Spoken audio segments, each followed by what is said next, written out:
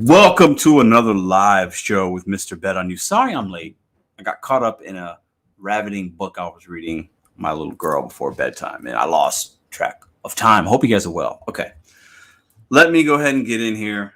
We have a topic today that is going to be... Oh, man, I got to turn that down. It's going to be new for some of you, old for some of you. You guys are going to have varying opinions, different perspective, different experiences, I think, also with the topic we're going to have at hand. And appreciate you guys for being in here. Hit the thumbs up on the way in if you have not done that yet. And let us know. First, this is first question I want to ask. Let me put this up on the screen. And then I'm going to ask you guys a question. Okay.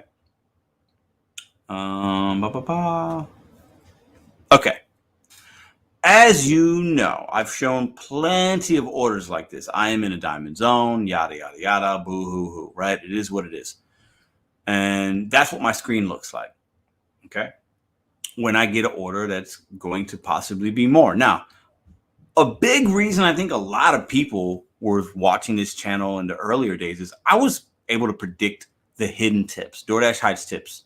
So does Uber, but DoorDash is mostly we talk about them and why they do it. And I'm going to get into that today and get you guys' opinions as well. I could smell a hidden tip a mile away, and I was usually right within $1 or $2, and I was very rarely surprised because back in the day, they wouldn't have these fancy screens like this with the plus sign and telling me that the total will be higher. It would just say 625 or 650 or 725. And if there was a peak pay, I'd have to do a little math and figure out, okay, what's the new hidden tip indicator? And I was really good at it. Showed you guys how to do it. Made you guys a lot of money. I know that because you guys told me, man, that was really helpful because now maybe I didn't take it, but I took it. And a little bit of gambling in there. We'll get into that as well. Anyways. Now, okay, it tells you, and if there's a plus sign, it's going to be more. Now, it could be 2 pennies. Some of you guys have reported 2 pennies more. I've seen some change. I've seen 25 cents, 50 cents, $1, $20, $40. Some of you guys have seen $100. It go up, I mean, crazy amounts. It goes up $5. And some would even say it depends on the mileage, but all this has changed. And it continues to change over the last year or so. And maybe actually more like 10, 11 months or so. It has changed. What they showed us has changed. They show me a lot more upfront tip now. Okay. On the shopping pays, I've never seen the subtotal go up unless the customer added a tip after, because they can do that now if you weren't aware. Anyways, this is a screen that I see every single day. And typically it's usually worth my time when there's a plus next to it because the mileage is low. And 99 times out of 100, I'm taking it if there's a plus next to it. What about y'all? Okay. Now, the question I have for you guys is I want you guys to put in the chat. Let's put this one back up for a second. Let me know what market you're in. Put your market in. I'm going to give some shout outs in a minute. I'm going to give some shout outs to your market. What city are you dashing in? And also let me know, do you see orders that have a plus next to it? Is this the first time you're seeing it? Or do you see these every day like I do? How do you feel about them? What's your experience about them? We're going to get into that, but I want to know what market you're in. And then put a 1 in the chat if you see these type of orders and hit the thumbs up as well while you're doing that. Okay. And would you take this? Panera, I got this order probably at like 12 o'clock, 625 plus 0.9 miles. You can see the house indicators here. Now, there are times maybe, this was actually going to like a business and you could zoom in on that house icon. I'm showing you guys right there. You can zoom in and out on that. So if you don't like going to apartment complexes, big businesses, hospitals, schools, if it's not worth your time, you don't have to, you could zoom in and see what kind of building that is. You follow me? And then it's going to tell you what kind of route to take. And sometimes that's right. Sometimes it's not. Okay. So let me go ahead and put that out. I think most of you guys would probably take it. Maybe some of you won't. They hide. So what is the topic of this stream? The description. The reason DoorDash hides money, we'll get into that, item counts, and more. Recently, I've started to see item counts come back, but I've also they don't. I'll put it up one last time. There's no item count on this. Now, when you accept it, you can see item count. At that point, you can also sometimes see subtotals, but usually not. But if you're smart enough, you could figure out Breadco, 5 items. Let's say it's a drink and 2 or 4 pick 2s and a muffin. Okay, that's going to be $40. Right. And you can decide, okay, maybe this is going to go up $1 or if you accept it and it's 20 items and it's a big order. without the subtotal, but you can see that it's 2 hours worth of food, you better take this order because the chances of it going up significantly are way higher. It is what it is, right? And if you don't like what you see after accepting it, you can also unassign it. You guys know that. I've shown you guys how to do that. You could drop it. Okay. If it doesn't look like it's up for you, if it's smaller than you anticipated, if you realize it's going to a place you don't like to go to, just drop it and keep it pushing. Right. But yeah, when you see this, you don't know the item count. You don't know how long it's going to take. There's a lot of information that's not on here. Right. All right. So let's see who we got in the chat. That's what we're going to talk about tonight. And I'm going to give you guys some perspective and how to combat this and just what my experience has been like. But I want to hear from y'all because I think there's varying opinions. And the StreamYard link will be open. You can come up and tell me why you think DoorDash hides these things. Do you care? Do you not care? What's your experience been like? What's the lowest amount of it? The lowest that I've personally seen it go up was 2 pennies. And the highest was maybe, I had an order that I think was $12, go up to like 70. Something like that. Okay. Who do we got in the chat tonight? Let's take a look. All right. I hope you guys are doing well. I had a pretty awesome day. All right. Let's see. Let me go there's a lot of comments, but I'm going to try to fly through them real quick. Cowboy Courier, April Bean. What up, Kevin? I see Lisa in the house. James, Princess and Sarah. I see Dashing Across America. Rhonda, LT, Juan, Shade. I see Eric, Bud Soda, Shane Epley, my man Gigwise, Qualia, always a pleasure to see you. Randy, Lynn's Gigs and Buys, hello. Juan, Big Carl 314. I see Adam Gwynn, SS Rojo. I see Randy. I see any other new people. Leeds Delivers. What's up? Let's see who else we got in here. Will G, Hockey PNC. What's up, man? Always a pleasure to see you in here. Jose Rodriguez says, Mr.BetonYou, you're the man. Gina Chamberlain, always a pleasure. Gina Chamberlain coming in this chat tonight just made my evening. Appreciate that. What up, Cody? Casey, what up? Shout out to all the channel members. Cody, you remember, appreciate you. Frank Dog, Leo, Chevy Speed, Pedro Marco, Sharon, Andrew. I'm trying to see everybody's new name. I'm giving you a shout out. Christopher Taylor, thank you for being here tonight. Nice to see you. Jeff, I see Nomadic Giggy. Come, Mom, Ceci. How are you? How was the baby? Big Carl, Leo, April Bean. Okay, so let's shout out. So I know Big Carl's in St. Louis. We got LA representing. I got Flint, Michigan, Buffalo, New York, 775. I see Chico's in the house, Rock Hill, South Carolina, Springfield, Missouri, Bay Area, Colorado Springs, St. Louis. I do not see those. I do not see those orders. Well, we know why Gigwise don't see those orders. You don't mess with DoorDash like that. Adam Gwynn, Tamika Person. I got Toledo, Ohio. I'll be in Cleveland in a couple of weeks. 111. Okay, a lot of you guys see these. I see Prince George.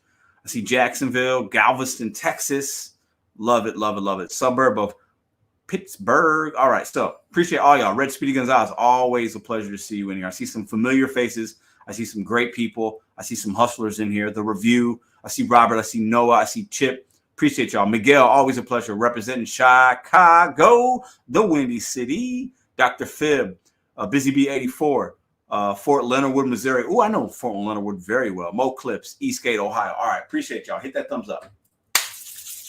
So, why do you think DoorDash does this? Okay, Uber hides tips as well, but the thing about Uber is customers can tip more after, but DoorDash can do that too. But Uber hides tips. I've proven that. Grubhub, I heard, doesn't. Instacart doesn't. The other apps that are smaller but up and coming, I hear that they don't. So really, we'll just say right now, the 2 major players hide tips. Why do you think that is? Ask yourself that question now before I go. You can type it in the chat if you like as a dialogue for the fellow peeps in the chat. Why do you think DoorDash and Uber, the 2 biggest food delivery apps, hide tips? And why do you think the smaller up and comers or the smaller apps don't? Now, this is going to be a matter of opinion. Nobody has the facts. But we can speculate. I don't have the facts. I don't have a line to Uber. I don't have a line to DoorDash, right? But why hide information? Now, publicly, years ago, this is old news, Christopher Payne, I don't even think he's with DoorDash anymore. He was a VP or a president or something at the time. Harry from the Reister Guy did an interview, and he said, well, we hide tips because we don't want drivers just taking the big orders. Well, that doesn't make sense because if on the face value, like if you get a big order, you're going to take it regardless, right? But what he's really telling us is they want to keep us guessing. They want to keep us guessing. They want to make it like a game. We've talked about this. They want to make it like a game and keep us guessing, and they want us to be excited when it goes from $6 to $12. It's an excitement. It keeps you engaged on the app. It keeps you guessing. It keeps you going. Tony, appreciate the $5 super sticker. Appreciate that, my mans. So that's how I look at it, right? This can be a game. Now, while DoorDash in the last 6 months especially has shown me at least, and many other drivers, more upfront tips. I get orders all day long. It might show me. I had one the other day, and I showed you guys in my ride-alongs when I do them. Screenshots, and even when I'm just showing. I'll see a $17 order from Papa John's going 1 mile. So why do you think, and this can be without Peak Pay or with Peak Pay, I'll see $20, $30 orders. And they don't hide any. I've seen $20 orders go up $1. And they're not high mileage. Sometimes they are, sometimes they're not. So why hide it sometimes and not other times? What's your guess about that? I haven't been able to figure that out much more than, hey, maybe they just want to keep us guessing. They want to make us still feel engaged in the app. They want us to be looking at it and having to decide, should I take it or not? La, la, la, la, la. They want to keep us guessing. That's for sure. Right? That's for sure. But why don't the other apps do that? Why are other apps more transparent? And the ones that are more transparent, why are they not as successful as Uber and DoorDash? Do Uber and DoorDash know that they have so many drivers that want to be on the app, so many drivers are on, that they know regardless of how we feel about them hiding money and playing those games and saying total will be higher, and you have no idea how much, so you're at that particular order I showed, this one right here for everybody just coming in. This was one from Friday, just the other day, right? So that order was from Friday, and it actually gave me another one that was $6.50 plus. The $6.50 went up to 7 something, went up like 50 cents or 75 cents. This was documented on my live or on my video from Friday. And this particular order went up like to $6.97. It was like an odd amount because I think they placed it on the Panera app. So the percentage of the tip wasn't a whole number. It didn't end in 25, 50 or 0 or 75. So it was like they tipped like, $4.70 something. You guys follow? So it went up a weird amount. And I didn't have to wait for this one, but I had to wait for the other one. But when you're telling me it's going to be higher, but I have no idea how much, it also makes us maybe wait longer. Because let's just say this order, I knew it was going to only be $6.97. But I had to wait 20 minutes. I'm not waiting 20 minutes for $6.97. But if they show me everything, if the order would wind up being $20, I'll wait 20 minutes for $20. Just about every day of the week, I'll wait 20 minutes for $20 because I'm trying to make as much as I can in the matter of an hour.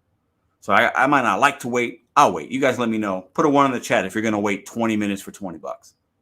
Because after let's say this was 5 minutes away. So you're spending 25 minutes to make $25. Would you do that? I think most of us would. Some of us might not. But wouldn't you drop it if you knew the full payout? So is this DoorDash's way of saying, hey, hold up, we don't want them to know everything because then they might not wait? What do y'all think? Let me read some comments. All right. Appreciate the super sticker. Hit the thumbs up for your boy. All right, let's remove that. Let's put that down. Okay. Ryan says, it is disrespectful. Let me put this comment up and read it. It is disrespectful. They could get higher acceptance ensuring all orders pay fairly because they don't ensure fairness. You get foolish games. That's a fair statement. But don't you think they know we're still going to work? And it's to their benefit and advantage to hide money. Don't you think that? What up, Benjamin? Oh, here we go. Buzzfiller's already talking about stacking. We're not talking about stacking tonight. Sorry. Charlie, what up? What up? Gigwise said, I'd wait 20 minutes on Uber Eats. I never see that on DoorDash because, well, I do know, and that's okay. But yeah, I think we should be looking at money based on time. That's how I look at it sometimes, right? All right, let's see. DoorDash fixed the glitches, says the review, and all of them. Did they? Have no idea. Wouldn't know. Don't care to know. Let's see. Let's read this comment here. I have noticed the plus shows in my market on merchants that tend to have longer wait times. You know what, Raise on Scramble? I have never even thought about that. Let me think right now. I see pluses on the Paneras, Papa John's, I see it. Taco Bell's, KFC's. I don't know if that's true. I will say this. I see 7-Elevens with pluses that go up. I also see 7-Eleven showing me full payout, $11.25 going 1 mile. And the base pays $2 or $3 and the tip $7 or $8. So it shows me full tip transparency on some 7-Elevens, but not all. Very strange. And these are all low mileage. Gigwise is in here. It's a 7-Eleven on Gravois, the one close to where I live, Gigwise. I see full payouts. It's crazy. All low mileage. I'll pick it up from that Gravois and Bates 7-Eleven. I'll drive a mile down Bates and drop it off. It's $11 for 1 mile. It showed me full transparency. Next week, same 7-Eleven. It'll say $7.25 plus. Go up 11, doesn't show me all the payout. Same mileage. Weird. So are there different things that they're beta testing? Are they seeing what you want to accept and not accept? And is the algorithm learning you? I believe that is 100% true. I don't have facts. That's my belief. But based on what I've seen, I think that's true. I think they send you out different things to kind of see what you're going to be willing to take, how long you're willing to wait, what merchants, all that kind of stuff. I do believe there's some technology in that AI, some software built into it that's a learning thing for you individually, and it'll feed you those kind of things. I believe that. I do. All right, couple announcements. Next weekend, I'm going to do everybody's crap channel. I like that. You know why they do this? Because they can. Let's talk about that for a second. They can. We might not like it, but they can. We can sit here and you can watch all the YouTube content creators bash all these companies all day long, whether it's on the food delivery side, the rideshare side, whatever side, and everybody's still working. Maybe not everybody. Some people have left, and for whatever reasons. But we're still going to work the app. So you got to make do with what you can. And I try to teach you guys how to navigate that world, and a lot of other people do. I'm going to mention one person. I actually have confirmation. I want to give you guys a little bit of a heads up. Let me make sure I got my date right. Okay. So November 4th. So not next Sunday, but the Sunday after that, we're going to have a Gig Content OG bless us. He's been on the channel before. I've been on his channel for various reasons. But he's never been a guest on this show when it's going to be on my channel, when it's just him and I. I'm super thrilled to announce UDM. UDM delivers. If you don't know who he is, where you been? Him and I will be chopping it up, as he calls it, on November 4th Sunday live stream. We're going to talk about cap earnings, some things that he's kind of thought and unveiled, and things that I don't agree with, but maybe he's onto something. We're going to have an honest conversation about that stuff, the state of DoorDash, some various things. He's been making a lot more DoorDash content since he came back about a couple months, I guess so, or a few months ago. And he's super engaged. He's back to doing a live. We're going to talk about all kinds of things, gig economy related. We'll probably go at least 30 minutes or an hour. So if you like UDM, if you want to see us talk, if you want to see us get into that, you don't want to miss November 4th show. Just giving you guys a little sneak peek. So very excited for that. All right, so let me pull this up one more time. Well, actually, I don't need to pull it up one more time. What's this one here? I like to read the comments. I don't do that enough in the beginning stages. I just got done with the 825 order. Love it. Gigwise, I am not sure, but you know what? We can maybe, if he's up to that, talking about the things he's got going on, I'll ask him behind the scenes first. But I know he's got that docuseries he's talked about and what he's working on. So we can maybe get into that on that Sunday. I think that could be great. That's a Saturday. What? Hold up. Well, it's going to be, hold on. Is it a Saturday? Hold on. Let me look at some. Oh, it is. I meant the 5th. I'll square that up with him because the text message I said, hold on a second. Sunday. I said it's going to be Sunday. So it's going to be the 5th. Thank you for that clarification. It'll be the 5th. It's November 5th. Yes, November 5th. November 5th. Yes, UDM is very knowledgeable. He's been doing this a lot longer than I have, so he's definitely knowledgeable in that regard. So be on the lookout for that. Very, very excited to have him on, really for the first time. I've been on his show a few times, actually, but I had never invited him on. He's been on the show about a month or two ago. I guess we were doing all that stuff that we had going on with the glitch stuff, and I invited people on. He hopped on, and he was on for a while, and I thought that was a really good time. So, all right, so I'm going to go ahead and share the link with you guys. And I want to talk about, what was it going to come up again? Hold on. There we go. That. What's that make you feel? I know it angers a lot of you guys that DoorDash isn't transparent, that the gig apps aren't transparent. I don't get angry with it because I've learned how to navigate it. I'm not angry anymore about that the plus is there. If anything, they added it. They actually didn't need to because we'd all still be working. So actually, it just makes it a little bit easier for me. They took away the subtotal. They might have took away the items, but the plus just tells me, yeah, it's going to be more. I'm going to take it anyway at face value. If it goes up 5 cents, whatever. If it goes up $5, that's even better. I'm taking it anyway, right? I just am. So I'm not mad about it anymore. But why? What does it make? How do you feel about it? So let me go ahead and I'm going to pin this. I want to bring some people up. And give me a second. All right. Where's it at? There it is. Invite. All right. Let's copy this link. And then, boom, boom. Oh, you guys got to remind me in the chat. What is it again? Is it Control Z? Control V. There it is. I remember. Got it. Driven Dad, what's up, brother? How you doing? How's the family? All right, let me pin this comment for y'all. There it is right there. I'm going to pin it for somebody who wants to come up to talk about what's your opinion on this? Why do you think they do it? How do you feel about it? Do you get angry about it? Are you over it? Have you figured out how to navigate it? Why do you think Uber and DoorDash hides money and the other apps don't? What's the difference? Do you think one cares more about drivers than the other? I have an unpopular opinion about that as well, but I want to get your guys' perspective. Why do these apps do what they do? All right, so it is Control. Thank you, Lisa. I remembered it though. As soon as I said, I was like, "Oh no, it's Control V." I learned something a couple weeks ago. It's very valuable for me, actually. So, all right, see people popping in. We'll just wait a little bit, and let me remove that. Okay, let's put that right there. All right. So I'll stay in the chat and say hi to some of you guys while we're doing this. Judge Dre, what up, what up? Chevy Speed, Sam Lee's in the house. Lisa, Juan, Dr. Fib. Anyone else notice DoorDash doesn't show a customer's address is actually an apartment until after confirming you picked up order from the restaurant? I have never noticed that. Maybe that is market dependent. Yos Malone, what up?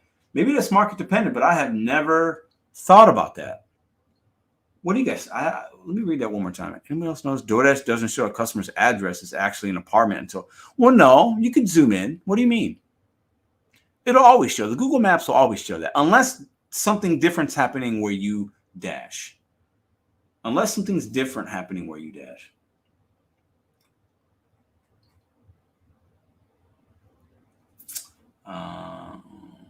Sam Lee got deactivated from Uber Eats. Okay, I have noticed it, says Princess. Okay, interesting. I have not. Judge Drake says to scam drivers. Hold on, let me read this. Hold on, where's that? To scam drivers into taking chance on an order. Yeah, I mean, I don't know if the word scam is appropriate, but you're not wrong. That's Grandpa's in the house. What up, what up, what up? Well, let me see his comment. Where's he at? That's Grandpa, my YouTube grandpa right there. If I could ever get on DoorDash, I might have a clue. That plus thing. I hear you. You're still doing that Spark and all the other things, aren't you? Spark, Roadie, all that.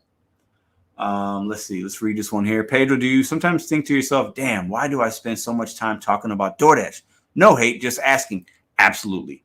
If I'm being honest, there are moments I'm like, do I really want to talk about DoorDash today? Why do I talk about DoorDash so much? Absolutely. Fair question. I gave you a fair answer. Ricky says, I'm on my own. I'm on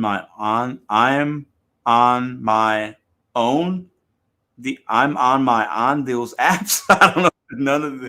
None of the grocery apps will put me on. Got it. I'm on my. I don't know what you're trying to say there, but I think I kind of know what you're trying to say.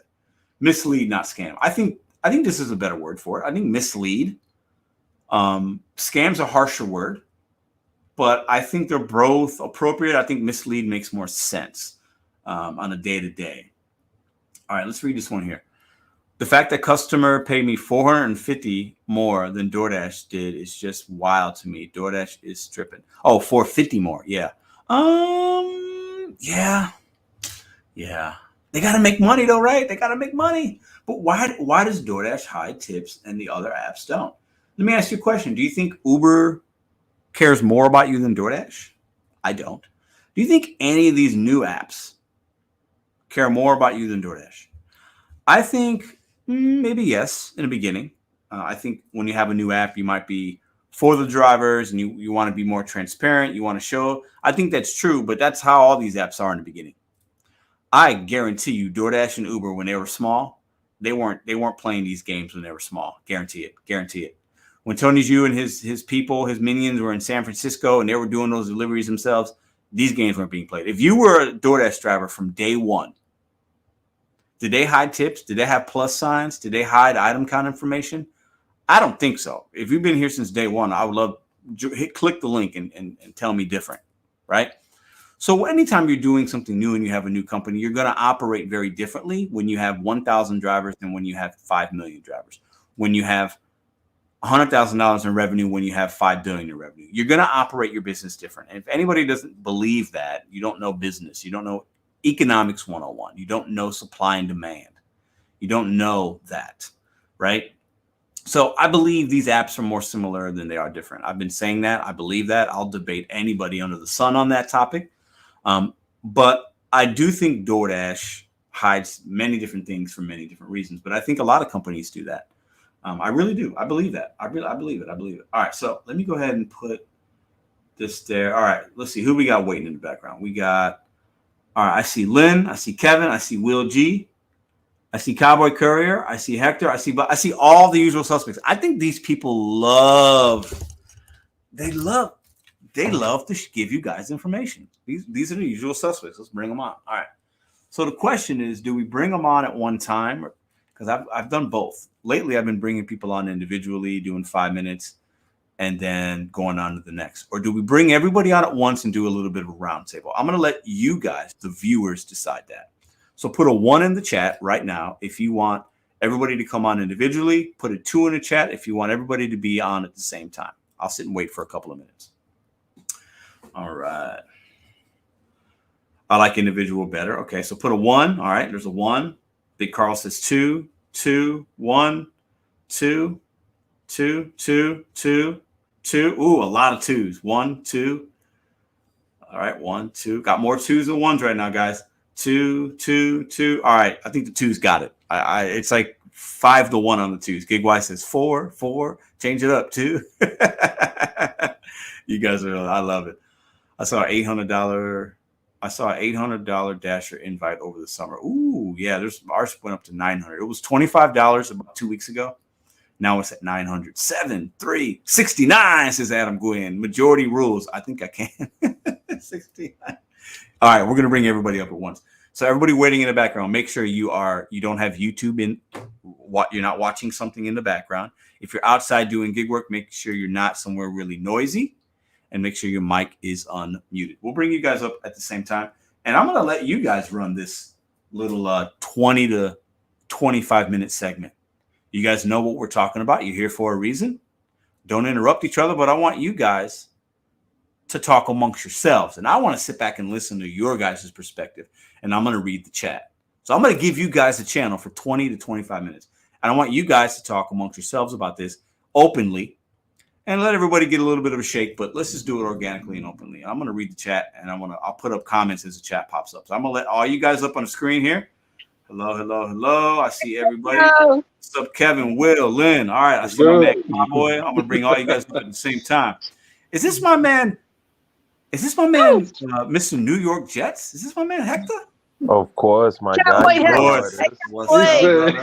All right, Bud Soda. All right, hold up. Judge Dre. We got a full house. Look at this. I love it. Wow. All right, so listen.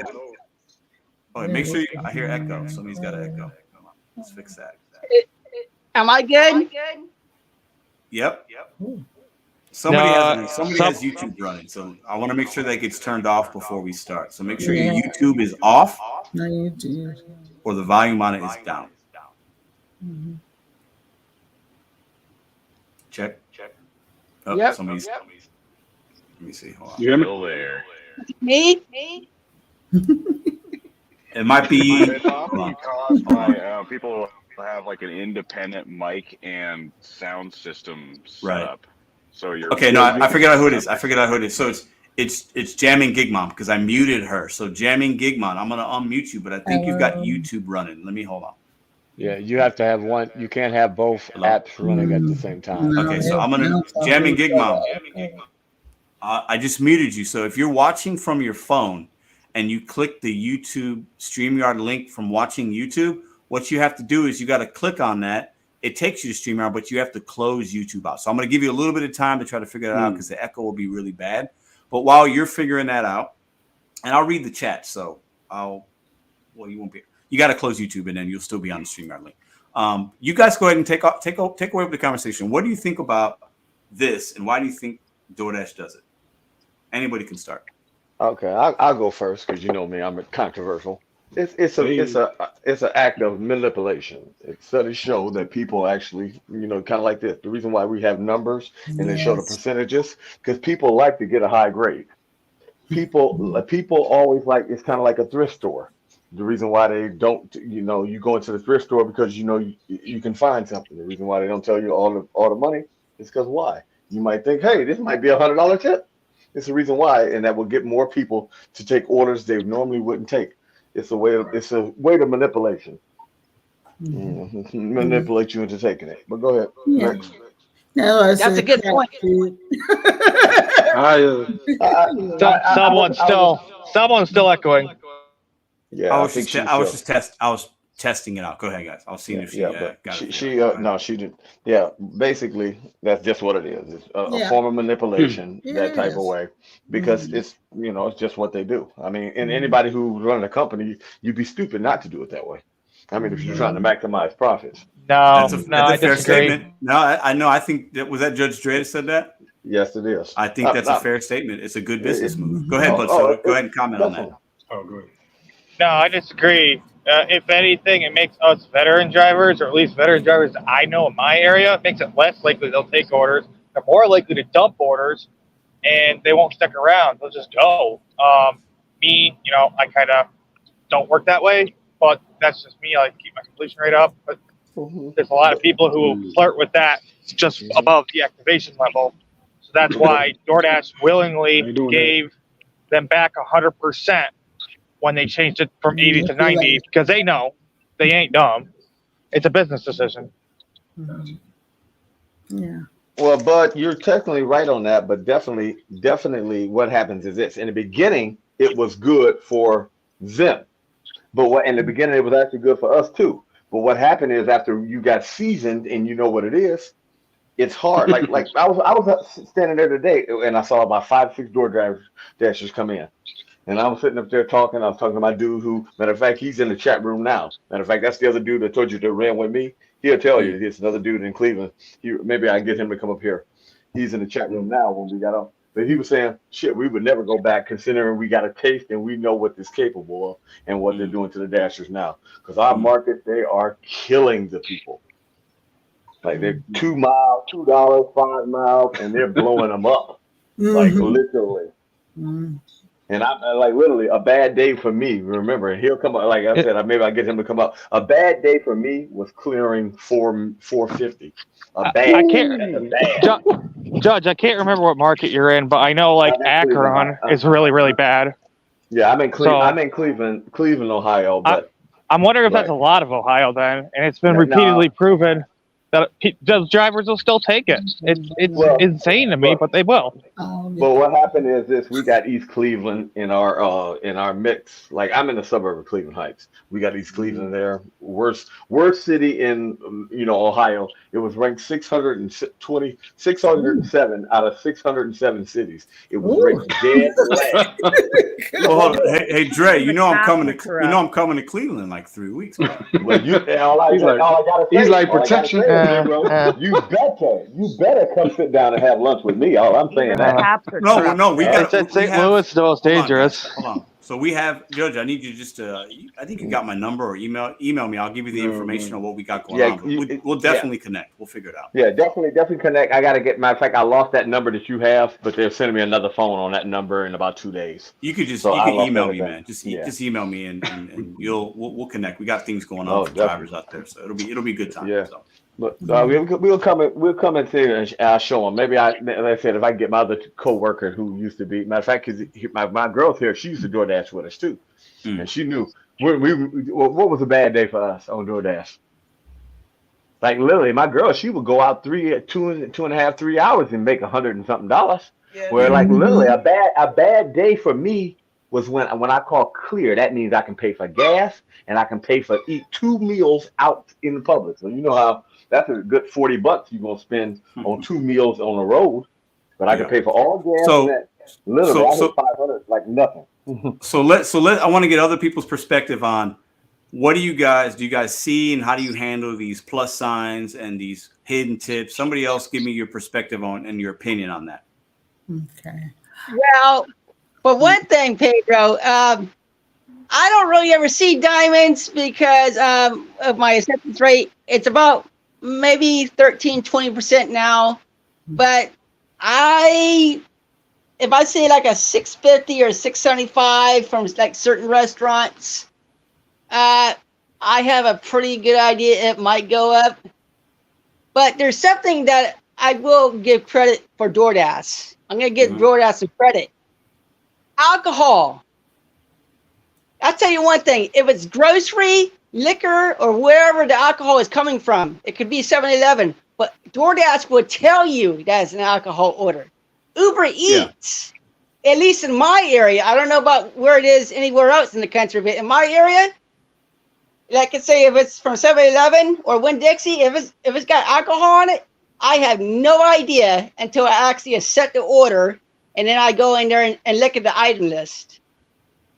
So I don't know why Uber doesn't really want you to know if it's alcohol or not, but I think that's just crazy. Interesting.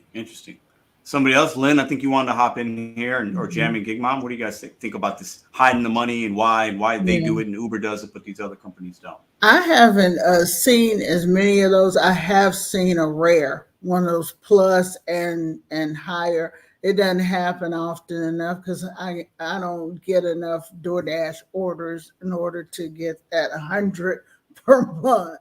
And because I'm sorry, in my market, Uber Eats does better for me, and I make more money with Uber Eats, but I will take an occasional DoorDash is really good. I usually will run them simultaneously and compare.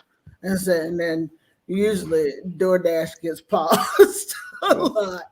But I did, like on 2 occasions, see the plus one. Okay. But plus, at higher. But who said the little comment said they do it because they can. That's exactly it. We can do it, so we will do it. And we have a ton of drivers. We have a lot of new drivers that's coming up. So regardless, they're going to take. They will take it and gamble on the chance of the higher tips and everything. I do think it's just a game that they play, and they've won the game very well because evidently it works for a lot of drivers. They're doing it. They're taking $3 instead of going 20 miles. My dude told me to tell y'all, I don't know if he wants to come up. Go ahead and hit the StreamYard link and come up. But he told me you got to watch out with Uber because they'll have you delivering drugs, especially when you pick up from other people. Uber Connect. Uber Connect. They said I might going 100 miles for $20. No, I've had some nice Uber Connects where it'd be like I'm delivering a Tupperware of food, and it's like $20. And I'm like, dude, it ain't food. It was food. I can look at it and see it. Something sauce. Was in there. It was right. I'm like, it must be some heroin mixed in there. Okay, let me ask y'all a question. Okay. I took that option off. I'm gonna ask you guys a question. I want you guys to individually answer. I'll go around, and then I want the chat to answer. So Uber Connect, obviously, we've seen some stories, we've heard some things. I've had some experiences like, oh, what is in this box, right? Mm-hmm. And I've definitely felt that. But if you're in a state, because many states now have legal recreational marijuana or whatever, right? And people have cards, you can go to the store. I have it in Missouri, right? You can go and pick up whatever you need, right? So let's say you were delivering marijuana and you knew it was marijuana. would you deliver that or not All day. deliver that? I'll start with All Lynn day. first. Yes or no, Lynn? No, because it's not legal. Okay. Where I am. Kevin, how about you? If it was for recreational use, I don't know. It's kind of like a toss up because I know here in Florida, it's legal if you got a medical card, but for recreational use, it's still illegal. So I might actually just go ahead and take a pass on that. Okay, Kevin, real quick before I get on to the next next people in the chat. So Kevin, let's say it was a bag of marijuana, like a little pre-roll or a bag or a little bit, and the person you go to pick it up from, I need to get this to my friend, and it was paying you $100. Would you do it? Yes or no? To go 4 miles, $100. You know what? Let's just keep it quiet. I'll go ahead and do it. Oh, okay. So let me go to Cowboy Courier. Same question, Cowboy Courier. What would you do?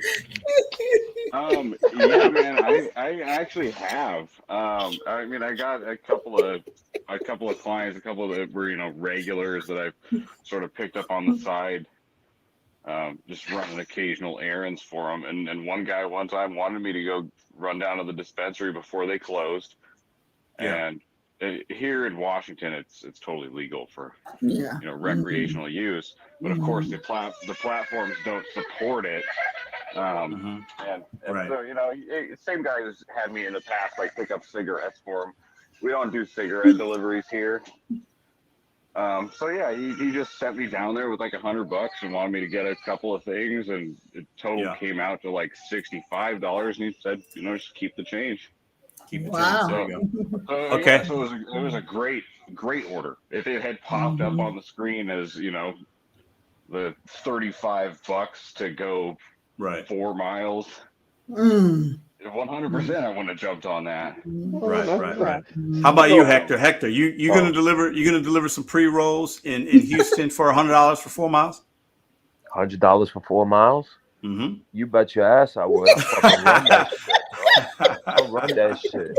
But I won't. I'll tell you this though. This is the only thing. These are the only two things I worry about. Get busted. Number one. If it's in my car and it stink, we got two problems. Number one, I'm fucking hungry. All right, right there, that contact high, I'm going to McDonald's. And number two, bro, listen. Number two, what you guys are not thinking about, right? Let's say it stink, right? And there's some good stuff out there that stink. You drop it off. You got the wheel along the way, pulls you over. See, that's what I said. Oh, your car smells like marijuana. Get out of the car. We're gonna search it. Boom. That's okay. Well, hold on. Stop. You're legal here. Yeah, you're only messed up if you have some on you, but if you just dropped it off, let's say it's the smell. It's the smell, bro. It's the smell. The second the cop smells that, they can't. Look, then you're wasting time. You have a POP. Get you out of the car. So let me ask same question to Jam and Gig Mom. Jam and Gig Mom, $100 marijuana, 4 miles. Are you taking it? Can you guys hear me? Yes, you're good. Okay.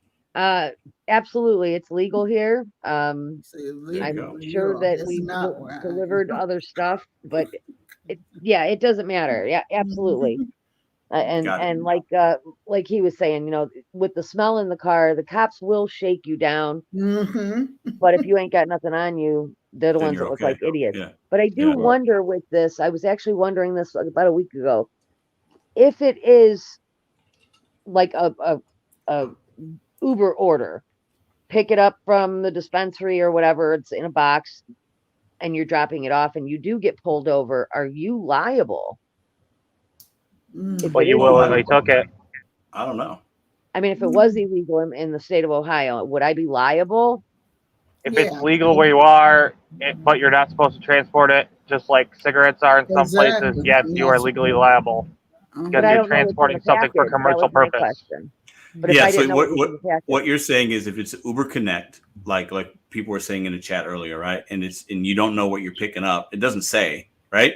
I picked up envelopes before, checks, cash. I've delivered mail on Uber Connect, and you take it somewhere. And You don't know I don't know what's in that vanilla envelope. It could be anything. So liability. Can I tell the cop or a judge, hey, I was on a delivery, I didn't know what was in there. If they could track that I was on an Uber order and I have proof that I just was doing Uber Connect, I didn't know. You're probably not going to get in trouble, right? Yeah. Because you if it's that you were on sealed the or delivery. something, So, you know, maybe not. Standing where there was a Depends the DA, depends the jurisdiction. Yeah. Well, standing there with the move the cop. officer, Well, searching my car, and I show him my phone and say, "Well, that's the package. Look, I'm on an Uber delivery. I just picked that up. I'm in the process of dropping it off." If they're searching my car, if they have probable cause to search my car for whatever, they're going to open that, regardless of what it is. They're going to open that. That's true. Well, one of the things I'm gonna tell you like this is how you guys are all wrong there. I say if say I'm on a connect and say I know it is drugs, and say it is drugs. I don't know, whatever. If the cop pulls me over and all like that and runs it, I'm going to jail for that. And because this is the fact is. Now listen, this is the fact. You might go to jail, but you might not be found guilty. All right, I'm going to jail because this is. I'm just going to tell you, this is the main fact right here. I'm a black man, and there's no benefit of any black male that you get another black male up here to tell you. There is no benefit of the doubt when it comes to us with anything involving the law. They will make you go the long, hard road through it. Period. It does What not if you matter. what if you get a black one? Black cop. Well, listen, hold on. We're not. Guys, Okay. We're not having this conversation. Hold up, guys. Pause. They're even worse. Take a breath. Thank you. Take a breath. Okay, enough. Guys, listen. Take a breath. We're not having that conversation on this channel. Okay? I actually had a situation where I did get pulled over during an order. And they claimed that I had missed a court date or something when I had just finalized all my payments. And so they said I did have a bench warrant, and they did detain me. I ended up being released, but they did detain me. But now that I think about it, they searched my vehicle, and I had Uber or DoorDash prescriptions in my car. They come in the white sealed bag. They didn't open those. I told them I was on an order. It was in my DoorDash, keep hot bag on the front seat of my car. And he says, "What are you doing, DoorDash?" I said, "Yeah." And they searched the car, but they never did open those packages. So I don't even know if they have the right to open those packages, even if they're in my possession. I'm just you have a privilege that I don't have. I know. Listen. Let's not listen. Judge Dre always coming in with the hot takes and the controversy. It's not controversy. It's the truth. Selection and protection. I hear what you're saying, Judge Dre. Now Dre got me into trouble, we're talking about DoorDash. I don't want to. Well, you open the floodgates. To be fair, Pedro. There's a place and time. You're right. Everything. So I'll say that this is my fault. Maybe I shouldn't have let everybody on at the same time. But listen, No. You asked about Uber Connect. I think it depends on the cop. I'll get back to it's like this. For just we get back on subject? These companies, they don't. Let's get it back to that subject. That's what I was going to say. Yeah. So 625 plus. Yeah. So I think the reason that they started later as they got bigger. I think the reason they hide the tips is it's like they were gamble. not hiding tips at first. They were not doing it. I'm like I said, 4.5 5 years. They were not doing this years ago. They were paying better and everything. I think what you guys are not bringing up is one thing that's very interesting, and I was surprised none of you guys brought this up. So when they first started this plus stuff, right? Did you notice that they had the item count? What was our two big indicators when we were looking for hidden tips? The amount and item. Those two things. The kind of store and the items. But, so check this out. So they did that with the plus sign. So we knew that a 625 plus with 10 items is going to be a big tip. But we also knew that 625 plus with 2 items might not be such a big tip, right? Of course. So what did DoorDash do? They took away the item count. So I'll paint you an example. I'll paint you 2 pictures, right? That's 625 for that 0.7. You take it, you wait 20 minutes, ends up being $13. You're fucking going crazy. Blah, blah, blah. This and that and the third. Another order comes in, 625 plus, you go pick it up, and guess what? It only went up by a quarter. How many people have gotten that order, right? And I'm like, what is the exactly point what I was of a trying to quarter? 50 So cents. what is it going down to? It's the form of engagement.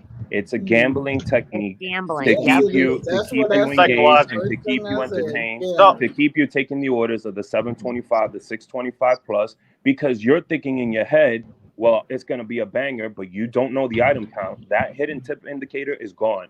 So we're basically judging things off mileage and plus signs. That's Right. and Like, what is DoorDash nobody trying to in do here at the end can't of the tell day? me that You know, you bet on a football game and not watch the game and got all excited at the end, hoping and waiting, Yeah. or gone to the casino and or racino and watch the horses, and you get that excitement, that rush of adrenaline. Yep. That's So- what that is. And that's the May biggest I problem. speak? So that's what we're missing here. I mean, the item count was I totally agree. was the hugest thing that DoorDash did to screw us over, was hiding the item count. That was the biggest Now, thing, see, because they still don't want see us the to item cherry count. pick anymore. They don't want us I to still cherry can pick. see It's the as item simple as count, that. but I don't Can I go? see. Yeah, and I Uber don't see the Eats, money. when they hide, I like how Uber Eats hide. If they're going to, number one, they're going to give you enough to take it face value. That's the difference between DoorDash hiding and Uber Eats hiding. Because Uber Eats hiding. Case in point, I got a $10 going 2.5 miles. Of course, you're going to take that. And that's where face It's value. a difference. No, it's a difference between the two apps. It parlayed up to $17. So I said, at least Uber Eats will put enough on there if they're going to hide it to make you take it. Yeah, this is a difference too. $11 usually. Right. But can I say this? They designed it like a casino game on purpose, so we get excited. I mean, who doesn't get excited when they sniff out a huge hidden tip? Like, I mean, more than $5. So, we get excited. It's addicting. It's a game. It's a psychological. These companies know that. It's psychological. So, Call Me Little Christian had a great video on this, so I suggest you guys go watch it. But at the same time, it's to keep us enticed on to get the bigger one. And when he was on the rideshare guy, that president of DoorDash, that's the one of the things he says. You want it to be exciting for the driver and enticing for them. So it's a manipulation tactic, pure and simple. And do I get excited? Of course I do. But I'm good at finding hidden tips even without the items, even without the subtitles at fast food joints. So now, this is one thing I want to say about that, though. Go ahead. One thing I want to say about that. I say now, this is the thing. It was a thing to a person who doesn't have sales experience and manipulation experience and all that shit. It was at first, but at first, now it's like saying, "Wow, who gives a fuck about the hidden tip?" Sorry about the cussing. About the hidden tip, or if you're getting a hidden tip on 1 out of 30 orders. It's like, I don't care. And see, where in the beginning, you were getting a hidden tip on, say, 1 out of maybe 8 or 1 out of 6. But now it's increased to so much to where even when it does, it doesn't. Like I tell people all the time, the difference between the two companies is like this. DoorDash does more volume and all that stuff. They're like Walmart. DoorDash is like Walmart. Yes, sir. Uber Eats is like a Target. It's basically like that. You want to Target, and would you rather deal with the DoorDash people or would you rather deal with the Target people? I would take the Target customer all day. It's like, back to like what Pedro said in the beginning. Back to what Pedro said in the beginning is that we now know. Yeah, you're right. We no longer get excited. I don't get excited when I see the plus sign, but I take that order whether it's beneficial for me or not. Right. I still use the same parameters to make the decision of, okay, I know at least I'm going to make the 625. It might go up a quarter, it might go up $10. Than a mile. That's like getting a bonus on your check. You know what I'm saying? But you know you're getting that check. So I still just take it if it makes sense. If it's good, right? But I hate to say something. Like, just give an example. Like back in the day, it was beautiful. By the time you, especially if you're in any type of city by the time you manage wear and tear out the car. I'm in Cleveland. Where are you at in Cleveland? By the airport in Brook Park. Oh, okay. I'm on the east side of Cleveland Heights, but yeah, I've lived been over out there there a long before. time. Yeah, I know. I DoorDash in But Cleveland you, Heights all the time. the streets are too bad. And just give an example. You got to be a fool right now to be door dashing in Cleveland as your only thing, because our streets are too bad. On top of that, they are robbing too many people, and they're setting you up. And because DoorDash won't even warn you, I've got the same address where I knew that this woman robbed somebody. As you I want got to do was attacked standing at around the King corner with Kennedy. the nine right there. He just looked down and saw mine, and he didn't move. But I'm just saying, you got to be a fool to be doing any of these low orders because they're playing with your life. That's it. They're setting you up, just getting somebody out thinking to rob. I was attacked at King Kennedy last winter. Oh wow! Yeah, you're right.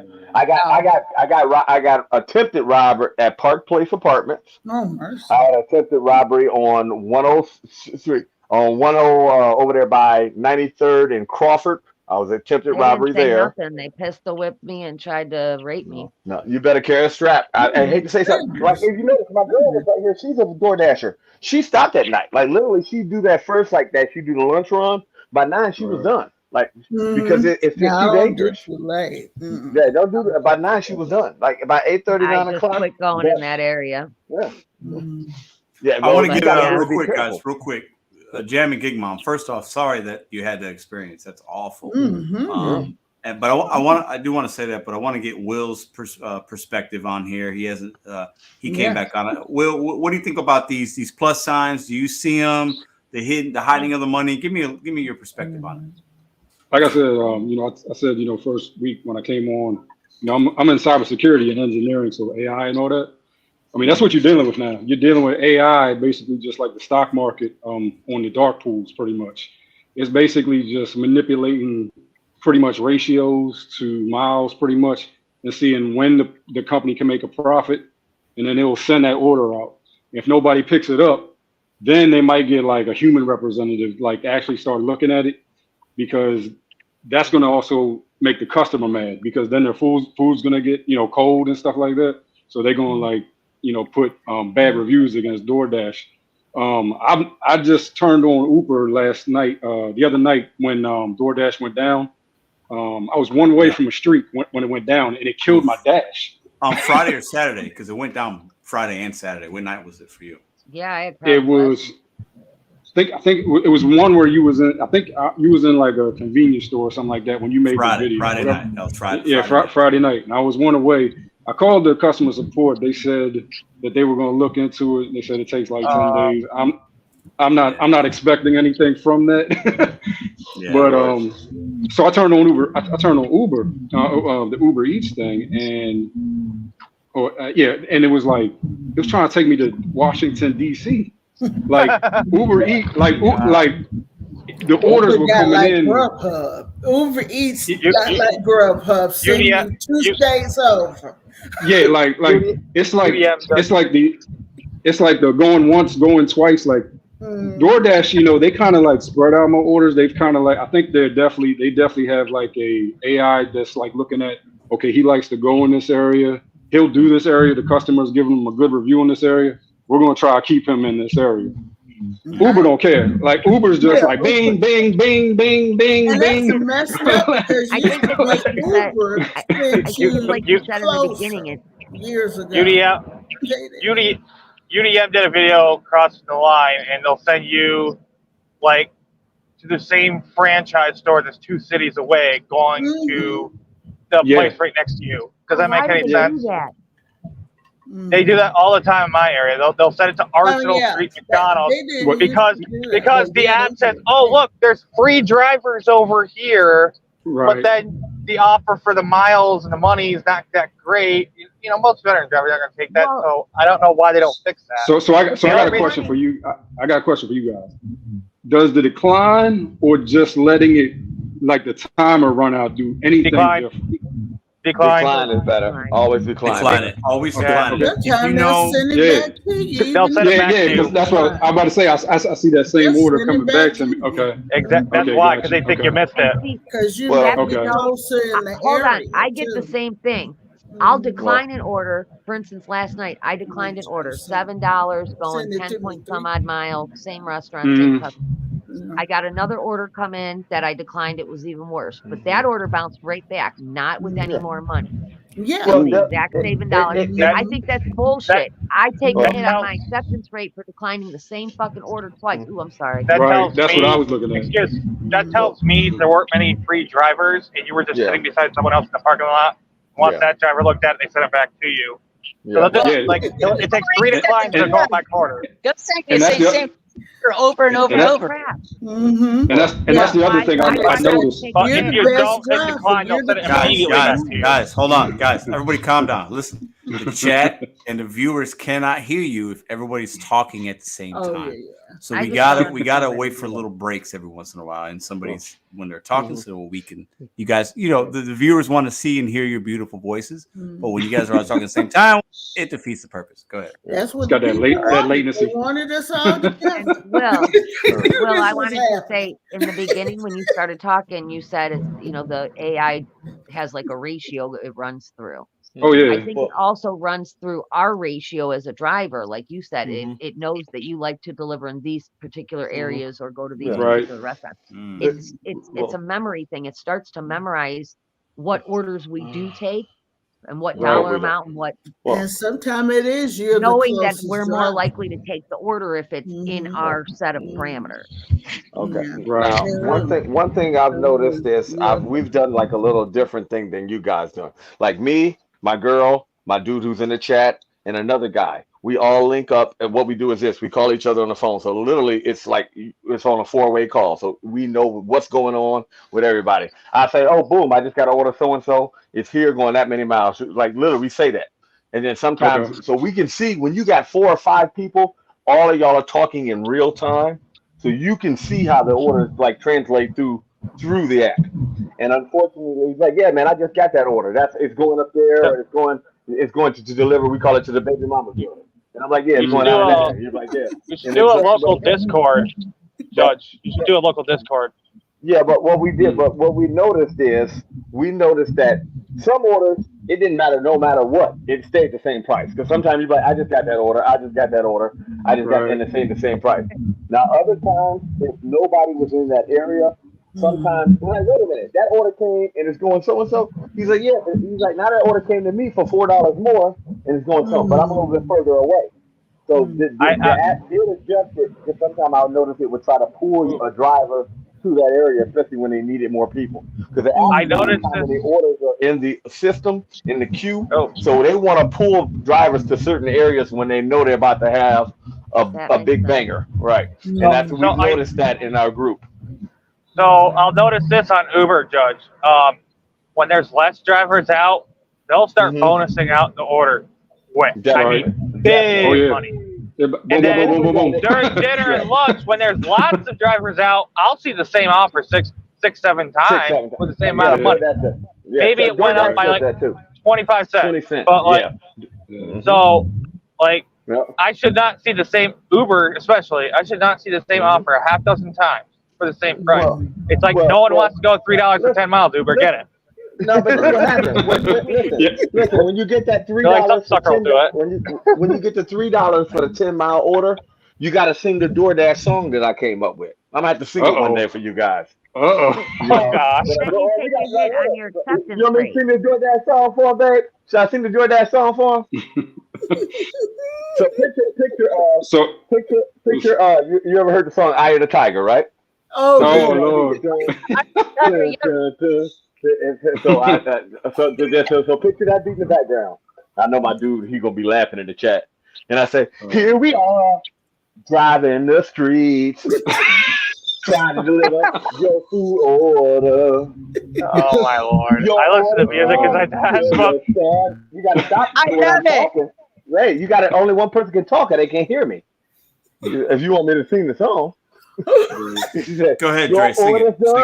Feel your stomach's empty. Should have put a bigger tip on the line. Let you in the driver, your order's not worth it. Should have put more money on that tip line. And I have my girl in there laughing because you know, they be laughing at me. I love it, Jack. I'm in tears right now. I said I was going to do a video. We're going to make a video for it. That's a good one. Not as good as UDM song, but that's a good one. Yeah. All right, hold on. I need my man. Hold on. I need my man Hector to come up with a little rap, like, you know, and we can bring him back. Yes. Go ahead. DoorDash is trash. You already know. I put the low orders in the trash. That's all I got, man. I can't. Hey, that's pretty good. No, that's pretty good. That was decent. It's not Brian levels, but it's decent. I mean, you give me a day, I could come up with something. I could come up with something. I turned a little red over here, like, yo, I'm putting on the spot. I never rapped before. I like that. I like that Judge used the eye of the tiger. Yeah, that's comical. I'm just as comical in real life. They know. Right. Literally, I be singing them at the store. Like, go to any store. Just give an example. Since you're in Cleveland, go to any store. If you go, just all you gotta do is say the guy that talk a lot or always got a joke. Watch. Well, I'll find out. I'll be there shortly. So, listen, I want to ask each of you guys. For my move. Okay. I want to ask each of you registered guys. for the moves event. Awesome. I want to ask each of you guys a question, and then we're going to go on to the next segment. And I appreciate you guys for giving me your time. This is a question I have for you guys. So we're talking about DoorDash and Uber hiding money, right? And doing what they do with the algorithm to show us a plus sign sometimes, other times not showing a sign, you know, playing games, whatever, you know, manipulation, whatever word you want to use, right? So my question is this, because we're all doing this kind of work, right? And some of us I know don't really do DoorDash, but you've done it before.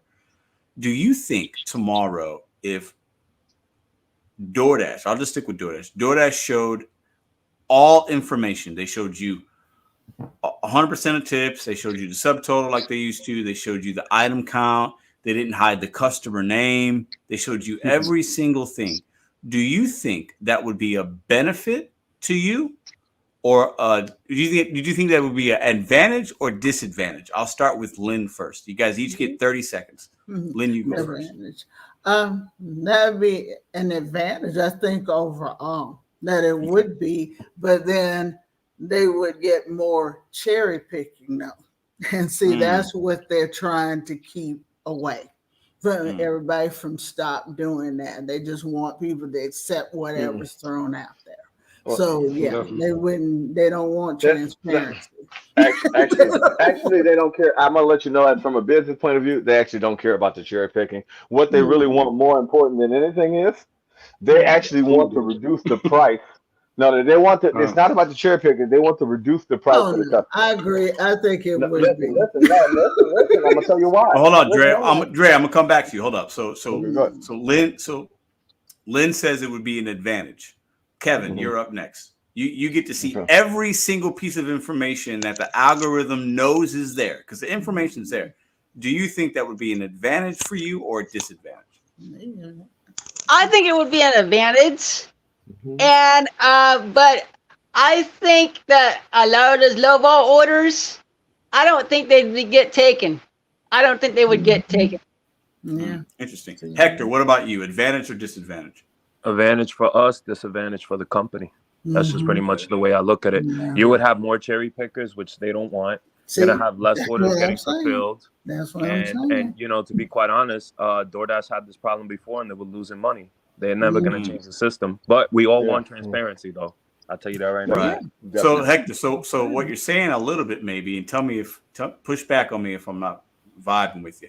So you think it would be an advantage to you maybe immediately, but maybe long term it could be a disadvantage? It could be, yeah, because you know, DoorDash won't. I guess how do I put this? You know, DoorDash won't be able to I don't know, man. That's a good question. You kind of got me there. No, you're good. No, you're good. I just want to get your guys' opinion on it, because I think, like I said before, I'll go back to what I said before. It's going to be a disadvantage for the company because you're going to have more cherry pickers. And I honestly believe, this is my personal opinion, that we are not seeing as many, like, there's a lot of bad tippers on these apps, bro. There's a lot of customers that tip really bad. And I think those orders will not get fulfilled at all. That's why you think when they, like now with the stacks, you can't even see who's tipping and what. It's like Uber now. You can't even see who's tipping and what. Yeah. You know what I mean? You can't used to be able to find the non or very low tipper in that stack. They took that away from us too. They did. Now, that's a big I don't know what they're thinking, taking away $2 off a $10 and thinking people are going to take it. I'm sorry, it ain't going to get done. At least people ain't going to take that crap. I tell you this much, especially now with EBT, DoorDash is doing the best job possible to hide the people that don't tip. They are doing it at a very high capacity. That's a really good point. Well, that's a really good point. This is I what have they're two doing. EBT drivers. Delivered regardless. No, So I want to ask Will next.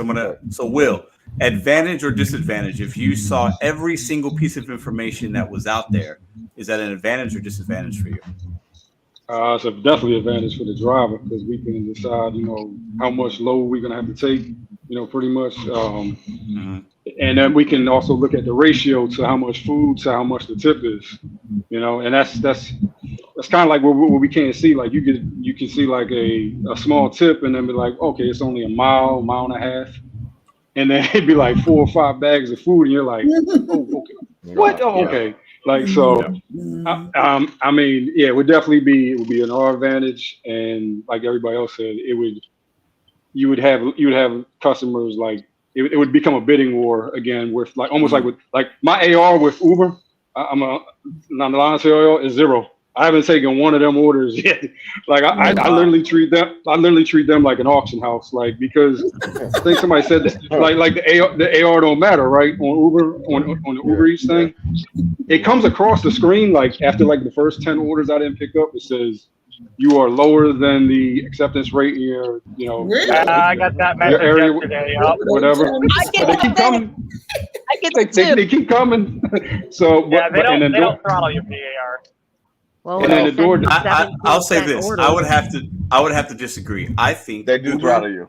Their metrics doesn't show up on the screen like DoorDash, and they might not communicate to the driver that it matters or doesn't. But I'll tell you this right now: I haven't done an Uber Eats order consistently in months, and every time I turn Uber Eats on because my ratings are shit, I get absolute garbage all day long. So my counterpart, hold on, bud. So my counterpart, Gigwise, he's in the chat. He does mostly Uber, not DoorDash. So they send him better orders because they like him more than they do me. Because he's actually working for them and making them money. I'm not making Uber any money at all. So I am on the low totem pole when the orders go out. I believe that to be true. That's my opinion, at least. I get you. I made $6 last week on DoorDash. Right. Well, hey, Pedro, you're right, actually, Pedro. You're right, Pedro, because in our group, like I said, we all got DoorDash, we all got Uber. And when we got one of us who is known for that, like literally, we'll all be four of us together. And that motherfucker won't get an order at all, but the other 3 will. So they do that. I think that this is the beauty. This is the beauty of when you network and be on the phone with people in real time. You can tell them, "Hey, don't do that. Don't do that." Like we tell them. And sometimes when we're just like 4 of us out, if all 4 of us reject that order and it comes back usually around and they really want to get delivered, it definitely goes up.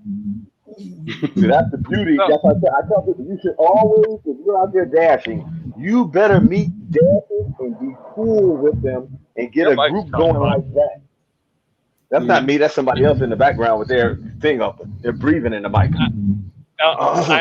It's just you. I hear it. Like I've heard it last time you were talking. Right, so let's just continue. So I want to. So Will said it would be an advantage. All right. Jam and Gig Mom, you get to see everything. Advantage or disadvantage? Well, it's an advantage at any time. Knowledge is power always. So the more information I have, the better the better informed I am, and the better decisions that I can make. But like everybody else, it wouldn't be good for the company. But as independent contractors, which supposedly we are, you should see that at all times. I don't go bid out a job for some drywall and not know how much material I'm going to need Right. or anything like that and accept it. You know, you don't take a piece of information away from a job like drywalling a bedroom and accept the bid blindly. Definitely. So Definitely. I mean, I still think we're going in, you know, half cocked, half blind with Oh, how they need to tell us everything, period. It's a manipulation tactic. It I mean, really it's basically is. They need to get It's a those low manipulation. orders, those non-tipped orders delivered. That's it. no, And well, they're this is the trying to thing. figure out a way to keep everybody somewhat, I don't want to say happy, but everyone content and still get pacified. Can I say something real quick to that? Can I say something real quick to that, Pedro? Yeah. So I think that's why the streak thing came through. Because I've noticed like the 3 times that I've got the streak to get that 5th one, it's been that low order. But that low order that in Maryland, in Columbia, Maryland, it gets you the $8. So they're like, you're gonna take that because you're not gonna risk that, you know, that streak. Right. You're gonna go take that order. So I think well, let me that's ask you how this. like, let me ask you this. So if that order doesn't have a tip and it's only $2, it's only 2, but you actually made 10, right? Right. So, but if it's an NRE restaurant, you definitely don't want to go there in the first place.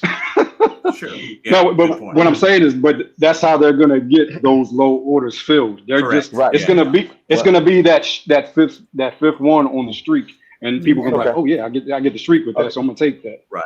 Okay, I had that happen on Uber Eats. It's like got great ones. I had to take one more, and then was gonna get $13 for that last order. It was at a few minutes before the promotion was over. So I got that $3. Hey, the person tipped though. They only tipped $1, but that's okay. You get $1. They tipped $1, but I said, but I made $13. I went a mile and a half being stopped to delivery. So it was an advantage to take. But here's the question: if it's from a horrible restaurant, kind of like that, that's why I love when you come up here, Pedro.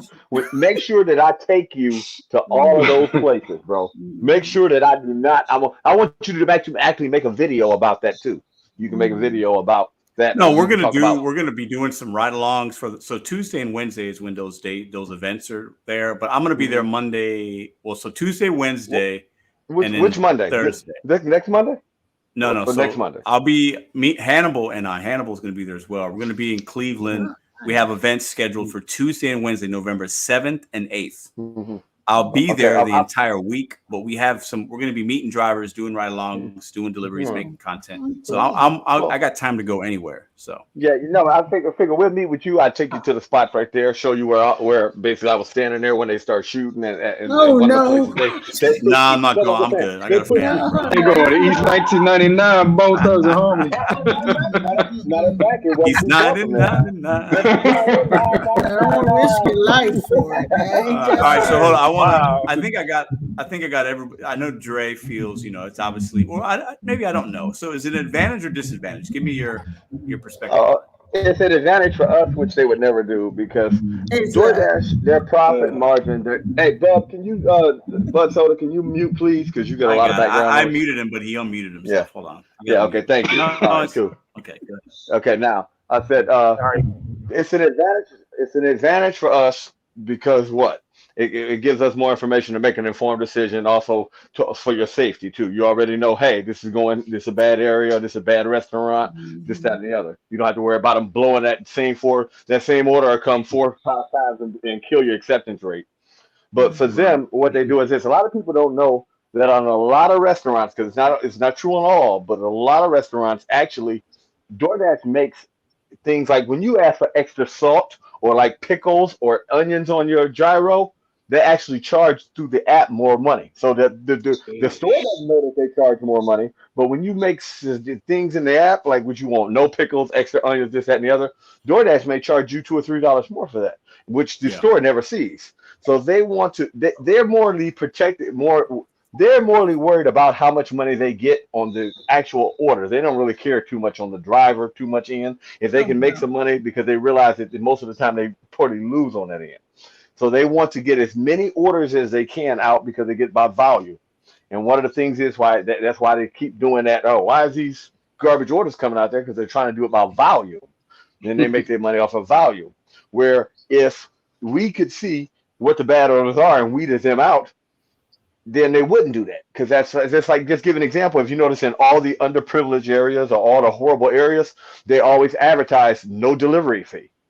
Yeah, but they don't realize, right? But what they do is, right? They off that, like, and all of them. If you go and tell all the garbage areas, they'll offset the price. Chick-fil-A just got they got a $4.4 million settlement. Chick-fil-A because they were talking about low or no delivery fee, but then they were upping the price of the thing. So it really didn't. Food, right? So it was a wash basically. But basically, what they do is this: like in the low or underprivileged area. And I know because I've had, like, I used to have a house that I delivered to damn near every day. I'm like, dude, every day I deliver to you, you realize you've never given a tip? Oh, I ain't got it like that. Well, then what was about yesterday? I'm like, dude, it's the same driver. I said, I know where you are. You're the second house on the corner, right over there by the Park Capital. Hey, you know what's funny? He says I ain't got it like that, but he's spending hundreds of dollars a week on DoorDash. All that money. Said I only got so much. No, just give an example. Be careful. I mean, haven't you ever delivered an order for somebody, and when you pull up, it's like 4 or 5 people sitting there, and they all laughing because they know they didn't tip you at all, and that was a bad order? Oh no, that I delivered it, and I'm like, dude, you already know, man. He's like, well, look, dude, you ready to talk to the car wash? Yeah, fuck you. I don't need no damn car wash. Somewhere. Yo, but I bet you money on this one though. I bet you DoorDash makes a lot more money with non-tippers than they do with tip Of course people. they do. Yeah, they do. I disagree. I disagree wholeheartedly. No, it can't be. You know why no tippers? They you know how they make more money? Because these are the same people that don't know how to cook, bro. They rely on this service to actually feed themselves, bro. Yes, they do. Yes. Bro, so you're saying because they order more. Yeah, because the thing is, like, people, like he was saying, underprivileged communities, like, you know, people in low income, they don't know how to cook, bro. And I get a bunch of orders going over there, and I don't. No, I wouldn't say all that.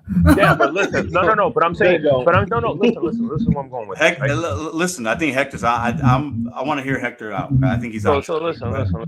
People in those type of communities, they don't have like some of them, not all of them. So let's not go over there. Don't crucify Hector. I'm just saying that in these people in these communities, they cannot afford to go out to the groceries. They cannot afford to go out and get food. But for some strange reason, they could order DoorDash. I don't know how they do Hector, it. Hector, they also don't. Listen, people that don't have money, I've been there. Many of us have been there. Maybe we're still there. We don't have automobiles, right? We don't have a car. And we don't have automobiles. Sometimes. Yeah, that's another so you have to have things delivered. Your groceries. Hey, bud, great point. But soda, bro, I need you to move. You gotta mute, man. You gotta mute. And but guess what? You know that. Sorry, my mic's picking up something. Yo, all right. One more thing that I saw. So I saw this on Facebook. It just came up on my timeline about DoorDash. I did not know that when you order DoorDash, do you know that you could break down your payments into 4? That's in some markets. You know how is that DoorDash or is that Klarma? Yeah, bro. Yeah, I'm telling you right now, you could break installment down plans for a Happy Meal. Yeah, I saw that, bro. I saw that. And it blew layaway. It blew my mind because then I'm like, okay, this is how they're affording it. This is how the poor the poor people are affording it. They're putting this shit on Carlina. And they fucking breaking down their payments into. Okay. Can I say this? Let me show you. Wait 1 second before you go, because I'm about to get off. I'm gonna let you have it. Go ahead and mute for 1 second. I said one of the things we saw in our group is this. We would see you ever walk up to go deliver somebody. Say you deliver a Happy Meal to a house, and you run up and there's 3 kids and you delivering 1 meal. And you're like, what the fuck? But what they do, you go. This is what happened. I go up and I deliver it. I deliver the food, this, that, and the other.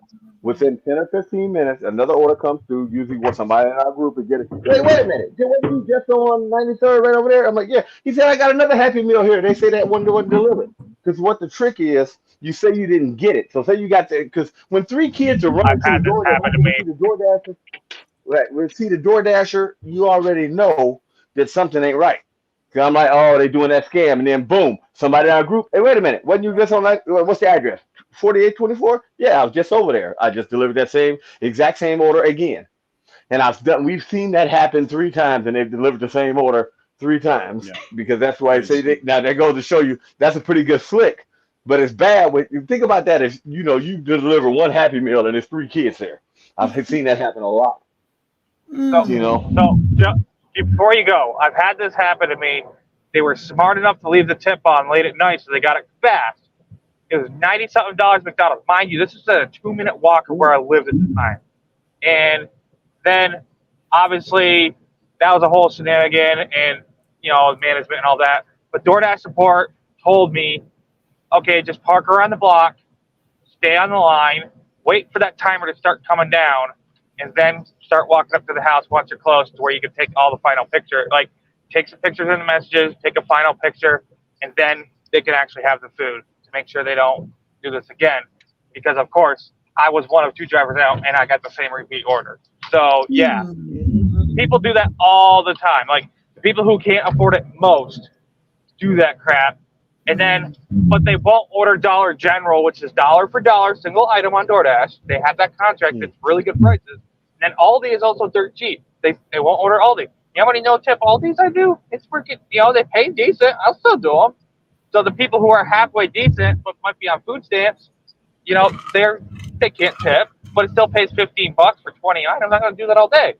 But then you got the ones who would just rather either they don't want to cook, they want the convenience, or they're just ignorant, but they know how to scan, they know how to hustle and play that game. So, yeah, I feel that, brother. I'm going to say something about this. Okay, I have the worst problem with non-tippers in the more affluent areas. That's what I get. So, Karen. Working class hit me back.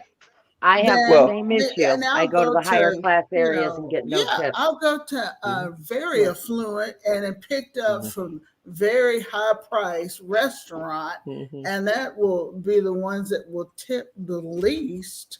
Or I'll see orders coming in that area, and then they'll be like $5 for 15 miles. Well, that's the reason. One reason I say this. But you got to be careful in affluent areas. Worse problems in more affluent. It's more working class and even lower that will pay me back. That's because that's children ordering. Probably isn't. Yeah, it's the children ordering. When the kids are ordering, I know when the kids are ordering. But no, I'm talking about at night. I'm talking about when the whole family home. I'm talking about when the adults are home. Yeah, no, kids just push buttons, but their mom isn't. Their mom paid other 000. I get the kids just But Soda, I love you, but it sounds bad, man. You got to figure. I can't. Just tell them all you got to do is leave and come back. Leave and come back. Sometime that'll clear it up. Well, I'm gonna end this segment because I think we've we got it. We're good. Yeah. I was just gonna say one more thing, Pedro. Go ahead, Will. So I'm kind of in that same. That's pretty much what I do. Is I go up to a place called Clarksville. That's right outside of Columbia, Maryland, and it's the rich area. But because there's no restaurants in that area, but I'm seeing the same thing. Like you see a lot more of a low tip, but you'll see DoorDash pay a lot more. Yeah, and that's because it's a lot of food, and they don't want to lose that customer. They know what that family's value is worth pretty much. Yes. So they're not gonna mess with that money. So because I was surprised, I was looking at the breakdowns and I'm like, damn, DoorDash paid me the more than the customer did. $7-8. I'm like, okay.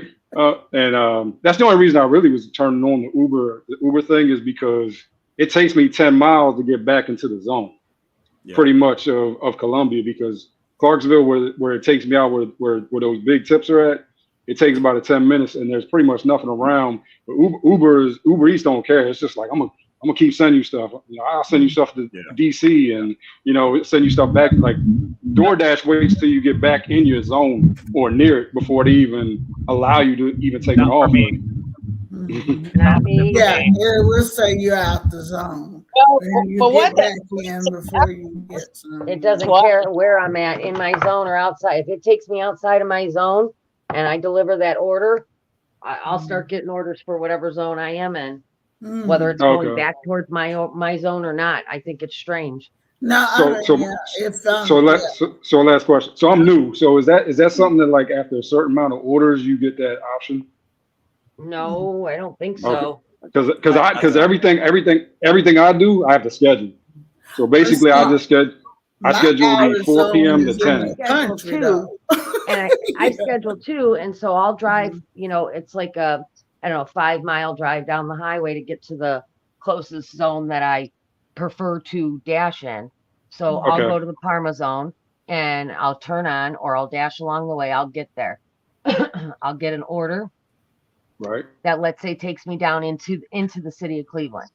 As soon as I deliver that order and drop it off and I start proceeding back towards the Parma area, I'll start getting orders. The other day, I actually, for my entire 3-hour dash, I took one order in Parma, took it down into another suburb called Lakewood, and I continued 3 hours in Lakewood at the peak pay of Parma, never stepping foot back into Parma. But see, I'm in a rural area. My area is like the restaurant. I mean, it's one market. The neighboring market may be about 15 miles. I was about to say, like, and that's what I'll get in the middle of the woods somewhere. So when I'm out the zone, I'm out the zone. Right. Yeah, not here. It doesn't. There's no rhyme or reason to it. I don't understand why they do that. City. I'm medium-sized city, massive rural area is my market. Right. Yeah. My thing will say basically, do you want to switch zones? I'm like, well, I don't know what that's gonna do if it's not gonna let me back into the zone I want to be in. I'm like, I don't want to do that. I'll just drive back to my zone and I'll just try to make the ratio. All right, if it's this amount of tip, this meets, like I pretty much printed out a sheet like, all right, if it's this amount of miles and this is the order, that equals the gas, that equals me getting back. All right, that's a good one to take. Okay, well, one suggestion that you might want to try, Will, is when you leave your zone and you're outside of, you're into the other zone, dropping off the order. As you're heading back towards your zone, rather than like jumping on the highway or something, drive down the main strips where the restaurants are, if you can. You know, I'm not saying go out of your way. Yeah, that's not even available. If you can route yourself to what would be the hot spots in that zone and see if you start getting orders then. That area is not available. Like literally, they should be paying me for. I could get chopped up like I could get chopped up like Chainsaw Massacre. I could become a Saw victim to the houses that I'm going out to pretty much. Shit. When you get out there, they're big as hell and everything. Like they're beautiful, but to get out there, it's just like cornfields and pretty much nobody will hear you scream pretty much. So I'll have the option of like a strip where I could just get back onto where I can see like restaurants. 10 miles. That's my situation. Is that it's only very few that are back to back, but I have to leave mine and then go. There are some neighboring markets from where I go that may.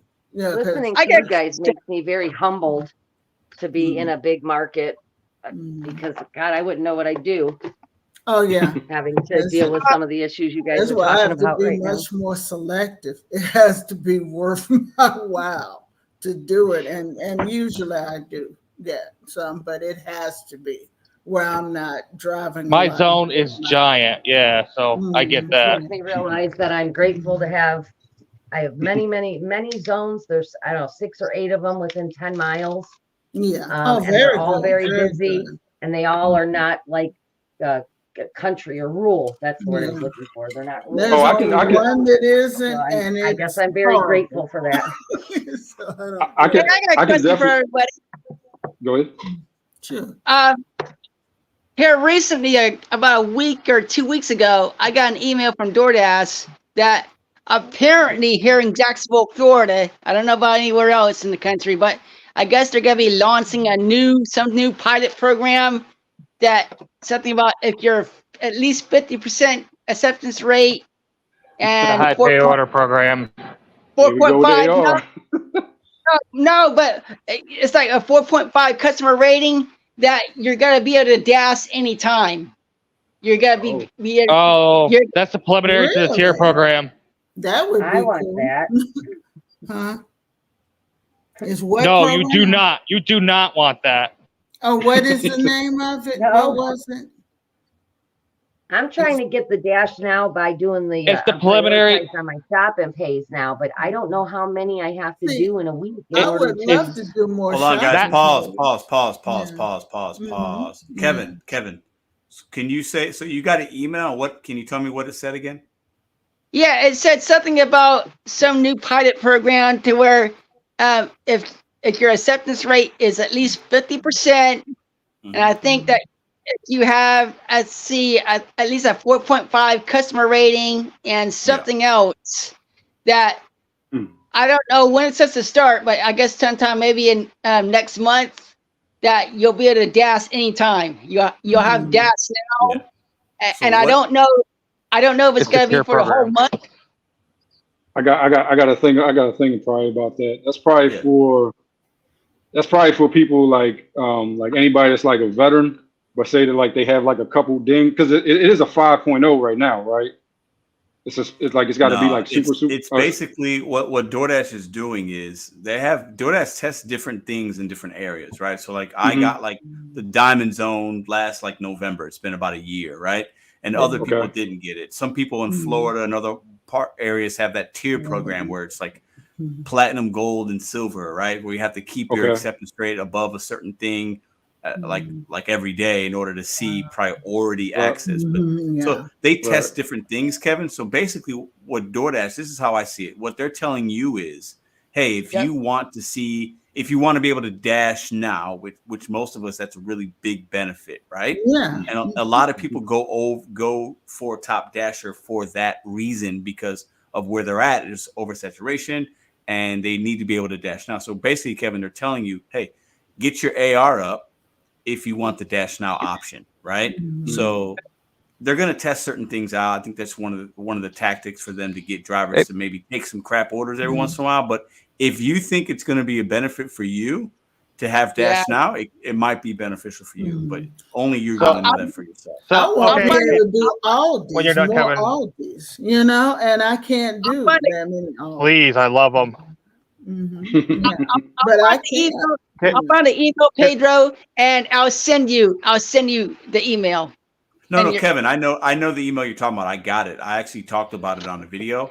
I didn't get the email, but it was sent to me, so I know which one you're talking about. Okay. But DoorDash is just testing various things out.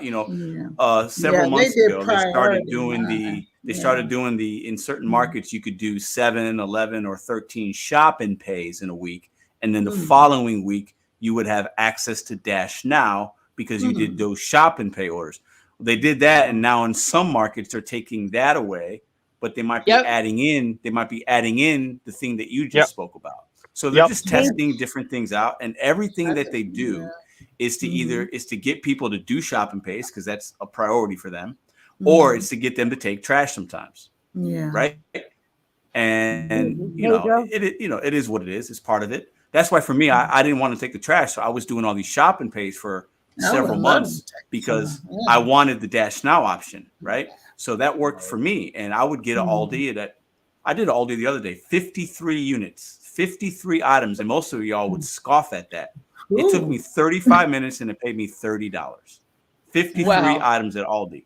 So I don't mind. It's a small store. I don't mind doing those in order to get the benefit of all Dash day Now. Yeah, I would. But it's gray most of the time, so I don't have the option. Yeah, the shop. Oh, I can't hear. What'd you say? I'm sorry. How many shop and delivers do you have to do in a week to get the Dash Now? So for me, it was 11, and it went up. It started at 11 and went up to 13. I would. So that's, but I do prioritize me for shop and delivers, but it doesn't say anything about if you complete this many, you can get the Dash Now feature. You might not have that in your area. It's not in your area. They might have phased it out. But I do probably on any given day with DoorDash, on average, probably about 4 shopping deliveries a day on average. I do too. You get paid so it's very more. easy for me to get to 11 or 13. It's very easy. Yeah. So I get a lot of them at night too on the weekends from our 24-hour Walgreens. People get sick and things like Yeah. that now. See, Walgreens, CVS, I get. I more, had but one not last through night. It was actually DoorDash, some not- kid was sick. It was a bunch of kid medicine and stuffy nose, and I was like, oh, I felt so bad. Yeah, that's why I have these 2 goals set for November and December. I'm trying to hit 7K in November and 7K in December.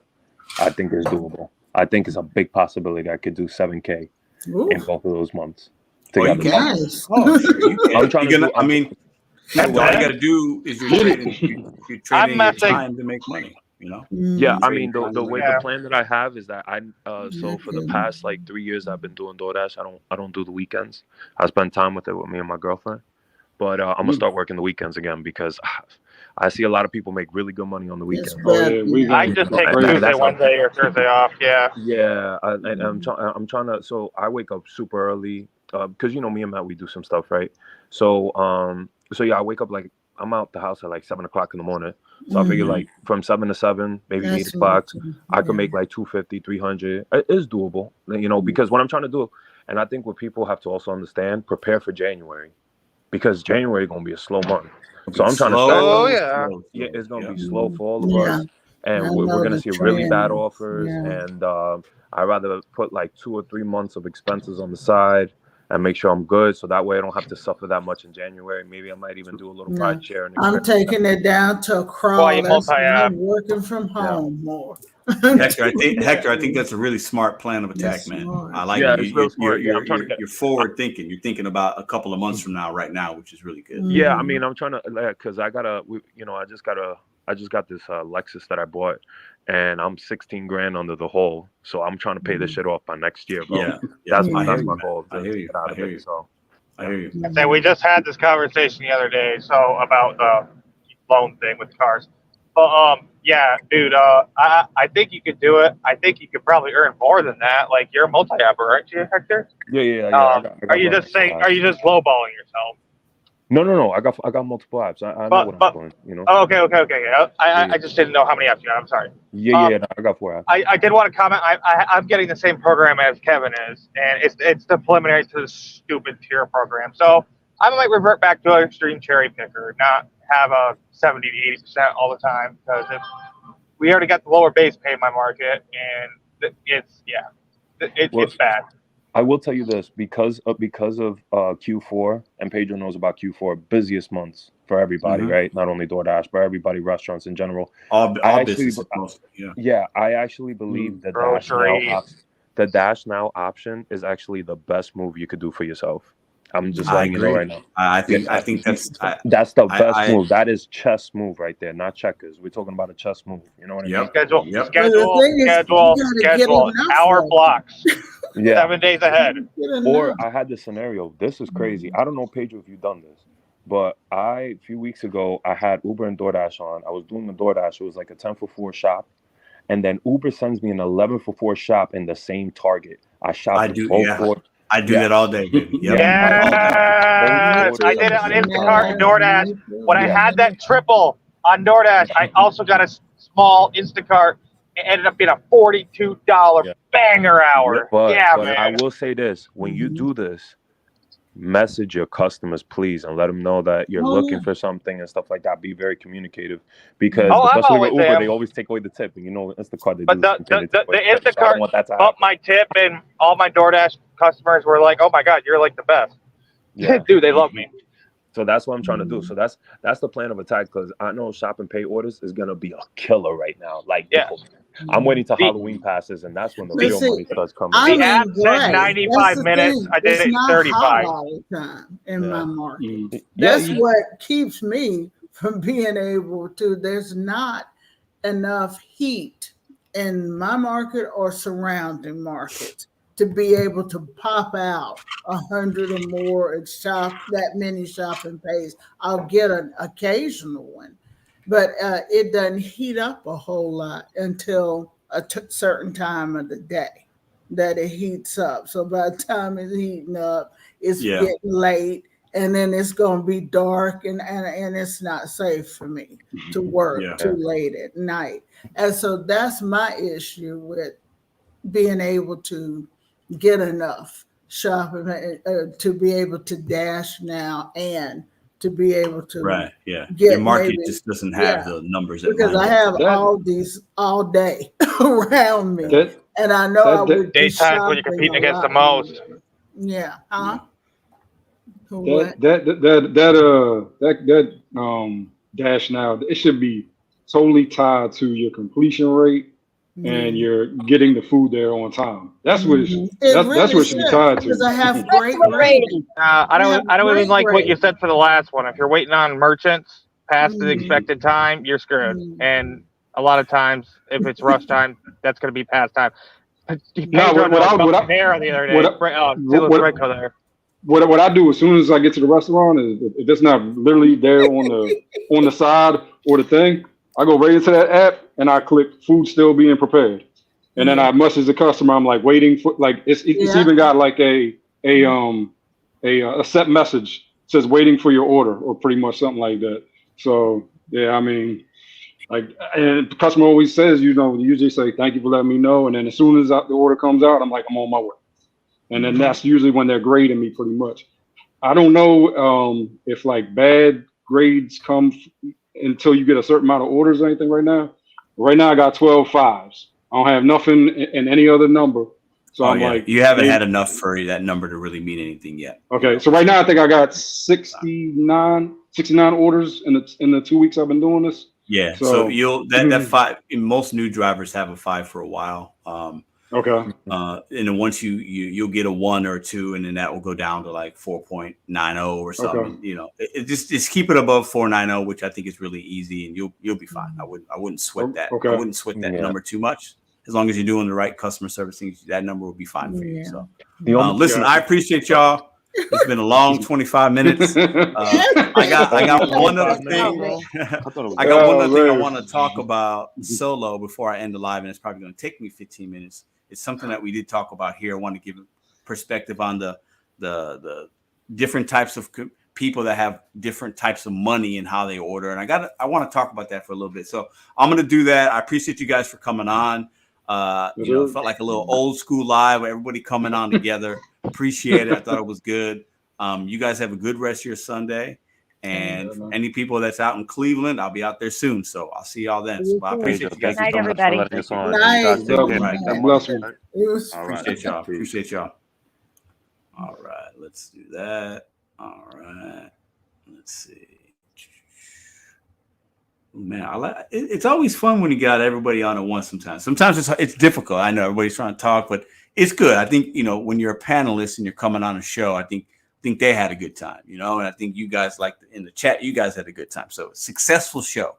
I like it. I know we're not talking about anything new here, right? But it's just I like to sometimes refresh you guys and get you guys' perspective on things, because I'm in St. Louis, so my perspective and how I look things and how I work the apps are going to be different. Somebody in Texas just said, "Hey, Pedro, would you take this? This is what I see." And I'm like, no way. I wouldn't do 40-something items, 11 miles, or for $9 or whatever it was. Like, no, that's not good.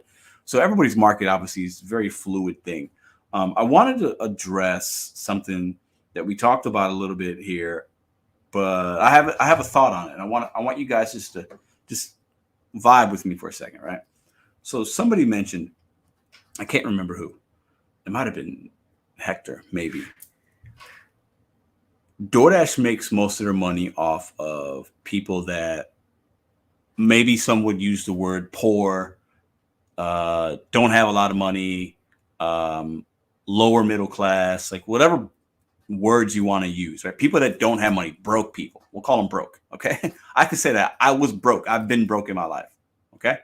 I've been broke. I've been where I wasn't managing money correctly or whatever, and I got nothing. I got ketchup and I got ramen.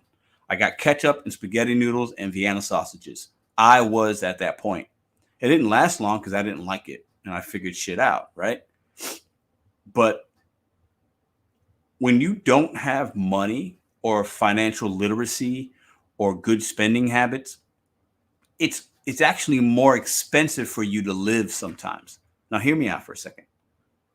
When you live in a big city, you live in an urban area versus rural, obviously it's really different. But when you don't have money, you probably don't have a car. Or if you do have a car, it's in the shop a lot. You're spending a lot on repairs and you're this and you're that. And if you don't have money, you're probably marginally employed.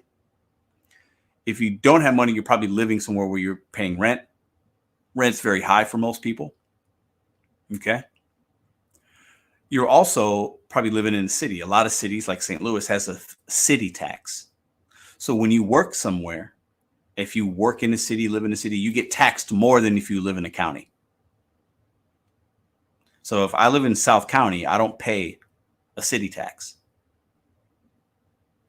Or let me take that back. If I work in the city, you have to pay a city tax. And most of the time you're going to live where you work, right? It is what it is. My point is the people that don't have money get taxed more. If you go to your local convenience store, and that's where a lot of people that don't have money, if you live in the city, you're shopping at your local convenience store, your bodega store, that shit costs money.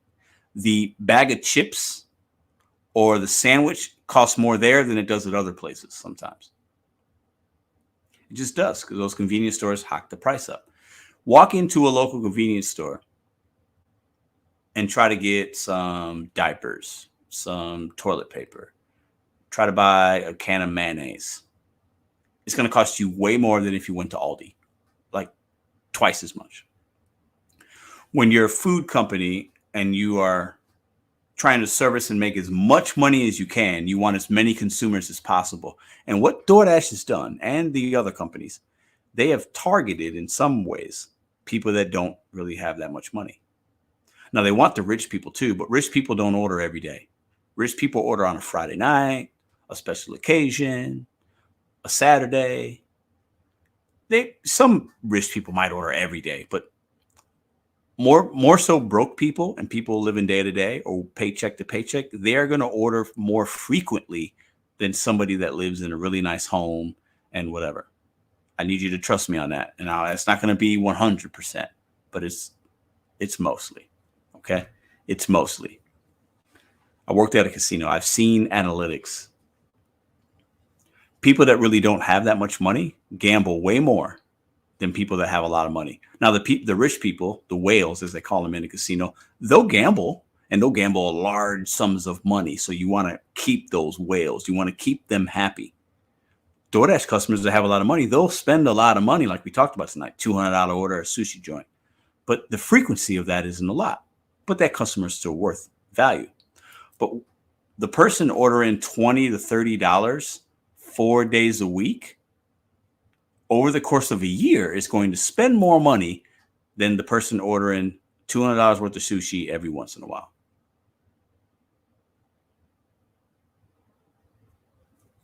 It's hard to be broke. It's tough. People are struggling and it's hard. But when you don't have a car, you don't have this, you got to get this, you got to get this. DoorDash is targeted. You can use EBT cards, government assistance to get your Instacart and your DoorDash delivered. They want to service as many people as possible. Now, I'll deliver to any neighborhood in America, just about. I've delivered in some of the hoods in St. Louis. I've delivered, mostly, I'll go if the money's right and I feel safe. I'll deliver to anybody. I don't care how much you got in your pocketbook, as long as you're opening it and giving me some of it. I don't care. I am not bougie in that way. I don't deliver only to mansions and only rich neighborhoods. And nope. I don't care what you look like. I don't care how much money you got. As long as it's paying me and you paid me something, I'm going to deliver it. And in my opinion, middle class is the best. Hardworking middle class people, they usually tip pretty good and they value you, and they've done your kind of work. They know somebody that waits tables. They know somebody that does DoorDash. They've done it before. Those are the customers that are the best, in my opinion. I want somebody making $40,000 a year to $80,000 a year. That's the ideal customer for me. That's the ideal range. You guys tell me what your range is there. Now, I've delivered to people that make six figures, maybe $1 million. I've delivered to people that make $15,000 a year. And they both tip good. They both don't tip. But there's something to be said about people that don't have money and the frequency in which they order. It's very much more higher than people that have money. I want you to think about that. And you guys might have a different opinion about that. Your experience might be different. You might be somebody that has a lot of money and you order every day. That could be true, but there's not as many of you as there is people that don't have money and need to use DoorDash as a convenience, and they use it often, weekly, sometimes daily, tip or don't tip. And why do you think we see so many tips that are low tips? And what do they tell us? I ain't got that money. I ain't got that money. You don't have the money because your spending habits and your financial literacy are low. That's why you don't have it. I had a conversation with somebody yesterday, actually, a friend of mine. He struggles with money. He's always struggled with money. Always. His entire life, he's struggled with money, but he's hardworking, but he doesn't have financial literacy. He doesn't understand. At the end of the week, he's like, I'm behind on this bill. I can't pay this bill. I can't do this. I'm struggling. I'm stressed out. But he didn't add up all the things that he purchased throughout the month. And when you tend to take a look at your finances, when you look at it differently, and you look at, man, I ordered DoorDash on Monday. That was $30 for one meal. Or maybe it was 2 meals, me and my kid. That $30 could get you 5 or 6 meals at Aldi.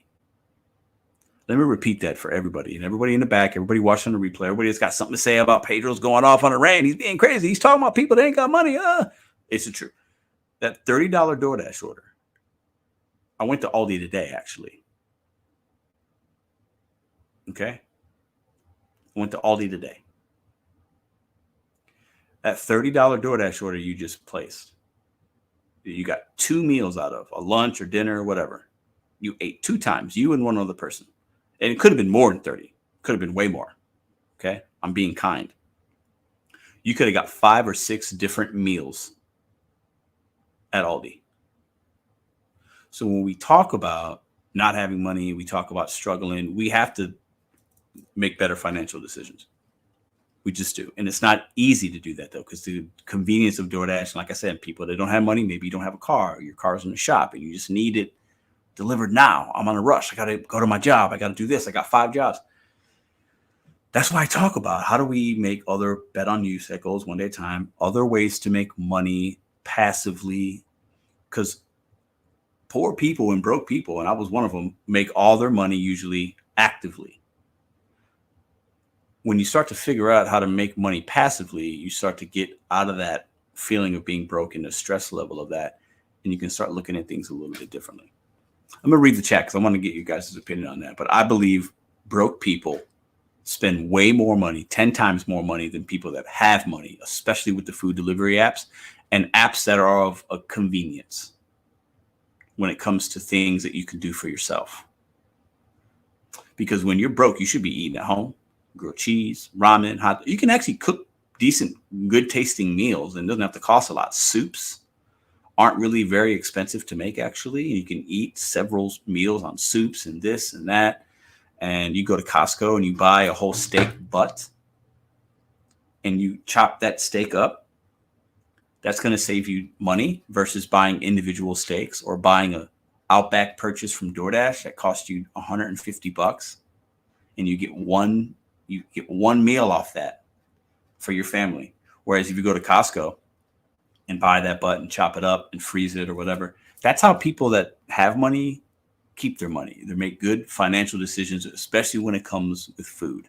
Because a lot of people that are broke and poor, they spend an exorbitant amount of their income and on food going out to eat. Now, I spend a lot of that, but I'm not broke anymore, right? I think you guys understand what I'm saying, but I think the DoorDash I think the customers that DoorDash values the most are poor consumers. I believe that. I really believe that. That might be a hot take for some of you guys, but I think tomorrow, if I had Tony's shoes sitting right here, and I said, Tony, do you value a consumer that is poor and broke more or less than somebody that is rich? Who do you think he's going to say? Aren't there more poor and broke people in America than rich people? Think about it. Just think about it from a numbers standpoint. Let's see. I don't. Middle class, where is that? Yes, middle class all day long. All day long, all day long. Medical bills, yeah, buy pasta. And yes, pasta's cheap. It's not great for you. Depending on the pasta, it's not good. And another bad thing is the cheap foods are always the shit that we shouldn't put in our bodies. The organic fruits, the vegetables, that stuff costs more money. So that's a whole nother live. I could talk about that subject for weeks at a time, but that's not probably for this channel. But yeah, people are only 6 meals from actually starving. Now that's the truth. Yeah, you're not wrong about that either. But I also think we eat way too much in this country. That's I could talk about that too. The body is not made and not designed to eat 3 meals a day. Did you know that? The body is not made. Your internal organs, your intestines, your stomach, your everything, your system, your digestive system is not designed to eat 3 meals a day. I want you to think about that as well. But listen, we deliver food, so we need people to eat, but it's just a fun thing to talk about. I wanted tonight's live to be 2 hours. We're right at that 2-hour mark. Don't forget, Hannibal and I, along with some other people also, there's a channel called Hustle CLE. The CLE stands for Cleveland. His name is Mike. He's going to be with us with the Moves Collective team November 6th, 7th, 8th, and 9th. I'll be in Cleveland. November 7th and 8th is when we have design meetups, happy hours, free meals and drinks and cocktails and engagement and excitement. It's going to be a fantastic time. If you're in the Cleveland area, hit me up. I've already talked to many people. We do have an agenda that will be made public very soon. I'll put it on my community post, and then the Moves team is teaming up and sending information out to the people that they know that are part of the Moves team that are in Cleveland. So you guys know exactly where we'll be, what events you want to come to.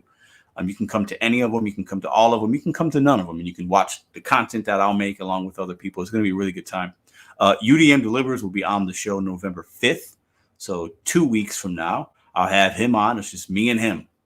The StreamYard link at this point won't be open for him when him and I are talking, but we're going to talk about DoorDash pay, cap rates.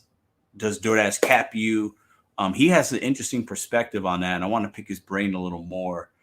Plus, we'll be talking about other things, I'm sure, organically. So really looking forward to that. So I'll be promoting that probably next week. And that's it. A lot happening, a lot of great things going on. Hannibal and I just got our second channel, the Pedro and Hannibal podcast. We got that monetized officially yesterday. So exciting news. Your boy, Mr.BetonYou, has 2 monetized channels on YouTube. I'm very proud and humbled to say that. I work very hard at YouTube. I do a lot of things. I make mistakes and I do good stuff. I learn from them. This is just the beginning, but it's been a wild ride so far, but it's great. So come check us out. We go live every Monday night, 10 Eastern, and every Wednesday night, 10 Eastern. Very different show over there. We do not talk the gig economy, but if you like sports and hip hop and coaching and trends and hot topics, relationships, men, women, like we get into a lot of stuff over there that's very different than this channel. But we have a good time. We have a great group of people over there that have been rocking with us. We've had that channel for, 14 months now. So you guys are fantastic. Be safe, make money. Hidden tips. Listen, I'll put this up at the end of the show. One last hurrah for you guys. Let's put this up here. There you go. There it is. Let's put it in all its glory. If you see these in your market, what do you do with them? I take them at face value. Don't forget, you can always drop orders and whatever, but you got to understand this plus could mean 2 pennies, $2, or $20. You don't know how much it's going to go up, but just make sure as long as you're good with it only going up 2 pennies. And if you want to gamble and think it's going to go up high because the subtotal's high, that doesn't mean that it's going to go up a lot. DoorDash hides money. Uber hides money. It is what it is. Learn how to navigate it. Learn how to adapt so you can make the most that you possibly can. You guys are absolutely amazing. Oh, one other announcement. Tuesday, 2 days from now, my plan is to start at 9 a.m. Eastern. That's 8 o'clock my time, 8 Central, 9 a.m. Eastern. I'm doing an entire day live event, ride along and whatever else happens in my day. I'm trying to do different things, make it exciting for you guys. I'm interested to see how that day is going to go, how long I'll last, but I'm very excited. You can pop in and out anytime that you want during that Tuesday. So put it on your calendars, pop in and out. If you're alive and well on Tuesday and you want to go to YouTube, you will see me on YouTube live on some point on Tuesday, starting at 8 Central, 9 a.m. Eastern. And I'll be all over YouTube on Tuesday. So you guys are fantastic. Have a great night. And I'll see you when I see you.